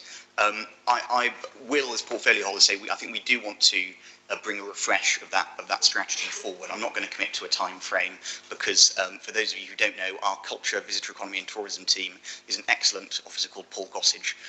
That is, and he has got plenty on at the moment, working with tourist and visitor economy partners and the private sector and doing a fabulous job. But that's why we need to use the levers we do have at our disposal. And I hope that this recognition from the Council of the quite unique contribution that Salton Hall is making is a little way of doing that. And also to any other members who might have similar things in their wards, please bring them to us. We want to know about them. We want to support this county in every way we can. And we especially want to do it when there's not a budget line that needs to be attached to it. So happy to second. Okay, with the commitment that I've now got to write something, all those in favour of, as with the 2 amendments, motion with the 2 amendments? Any against? Thank you. Right, final item. I invite Councillor Favor to move the report to the Shropshire and Wrekin Fire and Rescue Authority. Thank you, Mr. Chairman. Then, very quickly, it was only small one changes because Susan Coleman, Councillor Susan Coleman, is a new appointed vice-chair of the Fire Authority, and so on, asking for approve and move forward. Okay, for your report. Everyone in favour? All in favour? Okay. Sorry? Okay, I'm very sorry. So, regarding the Fire Authority, it's only one small changes. As Councillor Susan Coleman, she's a new vice-chairman of Fire Authority, and so on. Recommend to accept and move forward the report. Except that she is appointed as vice chairman. It's more to notification than yeah. I apologise. Right, I get it now. Yeah, it's just an update that Susan Coleman is now the vice chair of the Fire Authority. Yeah. Okay. Okay. Everyone happy to receive the report? Yeah. Any against? No. I declare the meeting over.